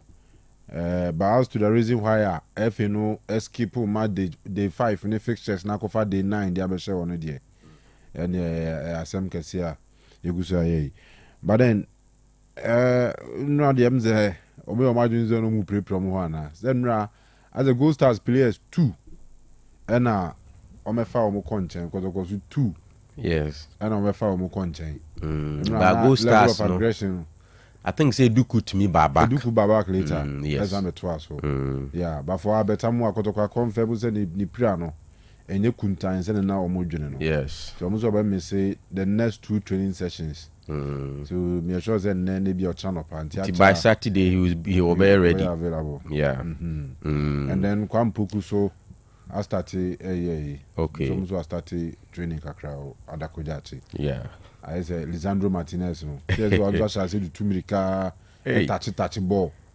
Them say team ni free international break bape. Obe available. Obe joining them for full training. Oba obe bunu na mai because they actually want am re. Who's na me kase game na nkasa na mihu aggression from Kotoko team no so the Gold Stars na Gold Stars so yeah that aggressive yeah. So enti and I'm say no mun to mbo ase mobo na as will be a mini will be na bibi ebedi wo tia no mo balloon we ball no boom coaches ne there me know I told Gold Stars for and say I don't like how omu team ne coached but we saw Mr. Max Okunedu team yeah. Say very soon we'll start here Juman any other until when it comes to coaching maybe be improve because omo since ball Africa no omo ko bibi eni o ya kra no mo basis and omo de bebo we omo call ni buy no Swedru no North Africa no buy no omo ma bibi eni omo stay wa kra no mo ko ball Swedru no okay from Swedru no omo amesi anko bibi eni no mba Kumasi and we boom no match ni we ya me back to Accra. What was Saturday we bought another team Accra. And Sana we be say anko bibia ni. Ti almost site fatigue na. Oh that be just a bit of information. Okay, all right. Fatigue dey say. Ya more season in we be and fatigue bomb some media. Entienra na umunyina na sekika kakra na mai pra no ya de but the referee so yin ani mo so mo ai referee ni de na kotokofo no eni ni entede ahoguno so kra ya no ano wenti aze baby e kwatira na hobo hwe ni kapa esro bo ready kuyi pa esro bo hwe kuyi pa with me now.